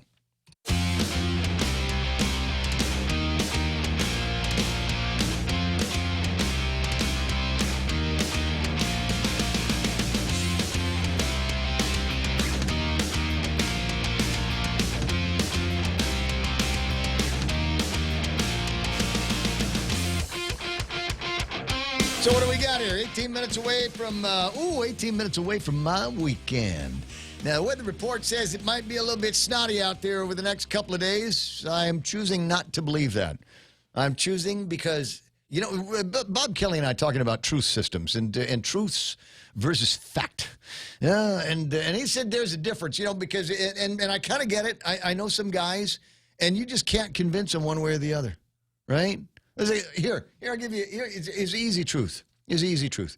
All right, Uncle Paps and Ken Leon Guerrero. Ken Leon Guerrero has lost the election. He's not going into the 36th Guam legislature. And Paps, his truth is he hasn't won enough. He wants to win more. So he's going to call in all the time and give Ken Leon Guerrero a hard time. That's his version of the truth of the world. Everybody else would go, well, the fact is that Ken's not making it, and I'm going to find another windmill to tilt at. That's the way we're going to go. I'm going to go and find another windmill to tilt at. Find another worthy adversary or an opponent and go off in that direction. It's what anybody else would do. But Some people have their own versions of the truth. Some people have their own versions of the fact. And that's the way it's always going to be. 9:44 in the morning. Looking at a couple. I want to make sure I got some of these things out here. Tommy Bernardo has been with the program all morning long. In fact, since forever. And we were talking about ways to keep things very, very cold. He says, call Tony at Tony's Workshop. Are you familiar with? Says refrigeration people. He can cool or freeze the vaccine, and his team knows how to maintain equipment. Heck, GovGuam will probably need a year to get RFP issued for those chillers. An executive order takes care of all of that. We just sprinkle executive order fairy dust on everything. Thank you. Ooh, ooh. Everything goes away. Everything goes away. Get my rose-colored glasses. I have a friend, Alexis. She's got these glasses, and it's one round one over here and one round one over there, and then there's a third round one in the top. Freaks me out because I actually believe when I see her that she has 3 eyeballs. That's my truth. You ever notice sometimes the more beer you drink, the easier it is to swallow certain truths? Just saying. Bob Perrin's online. Molly Olivares is watching. So is Bertha Maza Cruz. Pam Duval asking, are the buttons popping off your shirt? Why, thanks for noticing. And that's all I'm going to say. Gary Schiff is there. So is Rico Blankenfleur. Joey Tova is OOG only on Guam. Jerome McDonald says, my wife will have to take a vaccine since she is a nurse and works at the hospital. I am curious, Jerome asks, if the vaccine may cause sterilization for young men in order to reduce the population of boys with our crazy testosterone issues. You know, this comes. I know where this conversation gets started, right? You know, it gets. There's just too many guys that have screwed around with women and just wasted their time, and apparently they're all holding a massive grudge. They're all going, oh, yeah. You dated me. You were like, oh, up in my face and my grill until you got what you want. And oh, look, there's somebody new over there. Okay, gonna ghost you, gonna bye-bye. And there are all these people that are like, it's enough of that. So they conjured up this pandemic, and the cure is going to be something that everybody, especially men, have to take. Especially men with beards have to take. And then we won't have as much. We'll be able to have a male population that we will raise, and we will grow them the way we want them to be grown.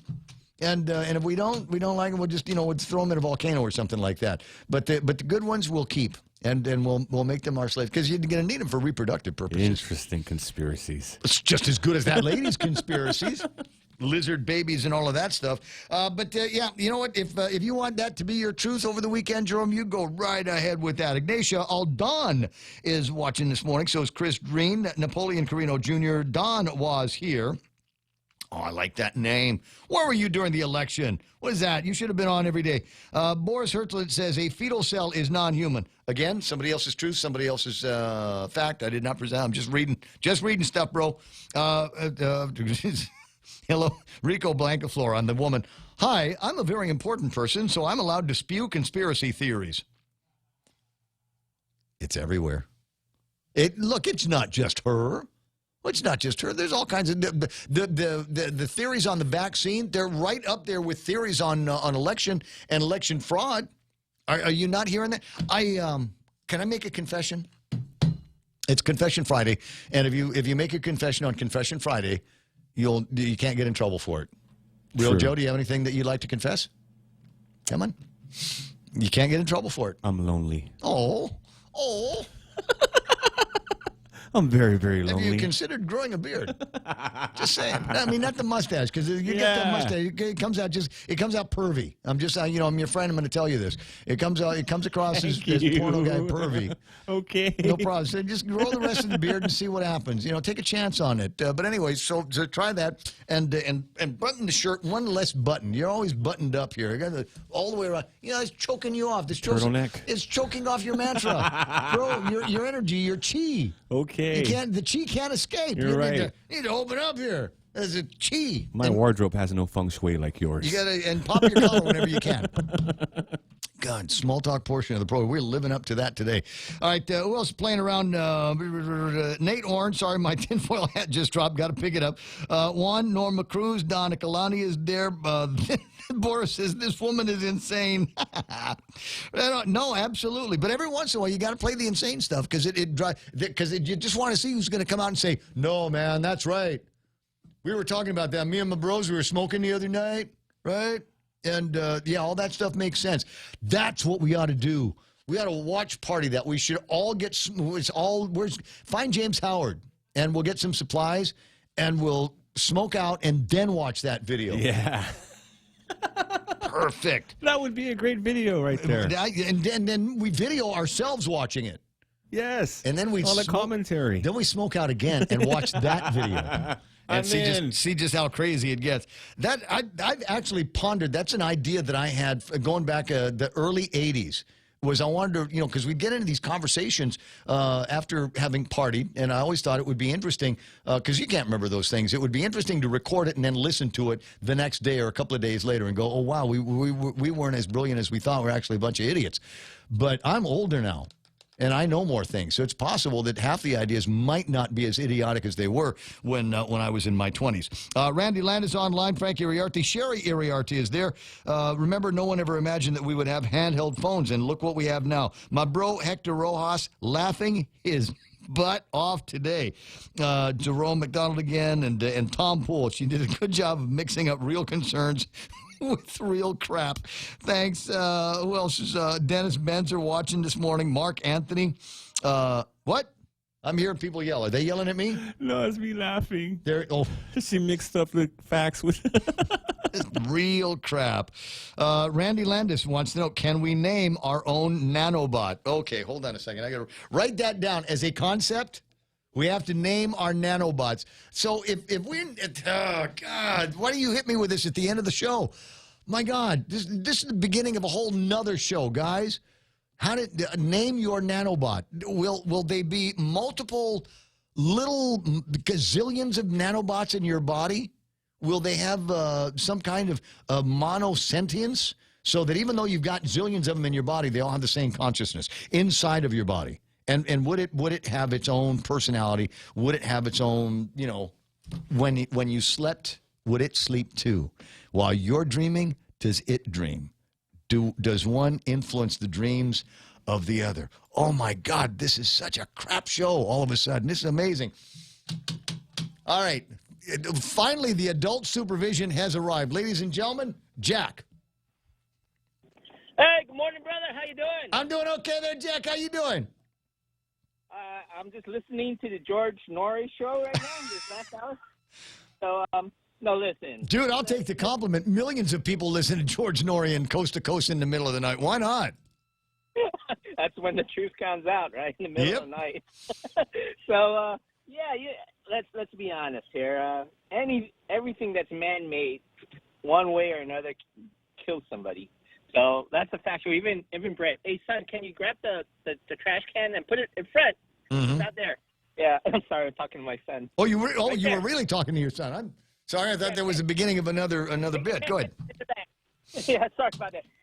Our recycles were picked up the other day. So, anyways, I was, even white bread, even bread, the greatest invention, right? A loaf of bread in mankind now in 2020 can kill you because it's not gluten-free. So something along the line, anything that's man-made is a hazard to somebody. So, that's what happens. As far as the vaccine, I'm not going to probably take it. I'm just going to live life as it is. And another thing is that I was curious. I was looking at the ballot for this upcoming runoff election. Yeah. And I was wondering why your uncle has Drive after his the initials DR represents Drive right after his name. It's Underwood, DR period, Robert. So that means Drive. Is he named after a road or something? Yeah. No, they probably should have made the distinction. Dr. Robert Anacletus Underwood. Oh. So yeah. Like, if we were in an airplane and somebody said, there's a doctor in the plane, he would raise his hand? Correct. I would do. No. Look, this is deep in our family. I would raise my hand too. The both of yeah, I'm a doctor. It's amateur. I don't know, man. Those kinds of doctors get us in more trouble than help it sometimes. So yeah, and you know, I was looking through the medical referrals and stuff like that. I didn't see his name, and I kind of figured. I said, you know, this is a different beast of doctor. Mm-hmm. Maybe he's a Dr. Seuss kind of doctor. But now that you mention it, yeah, he could be that one of those academic doctors. But I guarantee he's an academic doctor. Because that's a different kind than a medical doctor. And isn't that what your uncle is? No, Uncle Robert's not a medical doctor. He's an egghead. Oh, he's not like a thoracic surgeon like Jesse. Not that I'm aware of.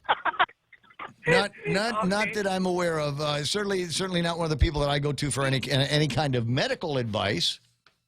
Yeah, but he should have just put his family name or something. I